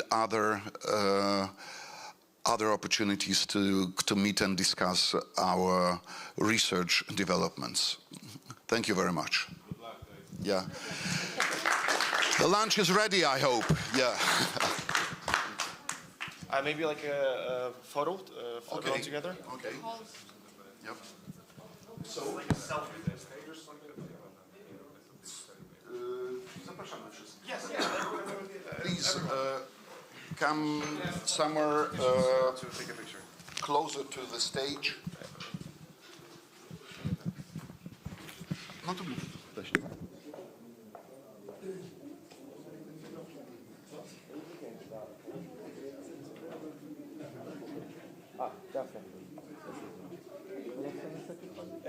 On the stage? Okay. Half and half. Yeah. No. Let's come to the stage. Yes. Everyone on the stage. Yeah. Okay. Yeah.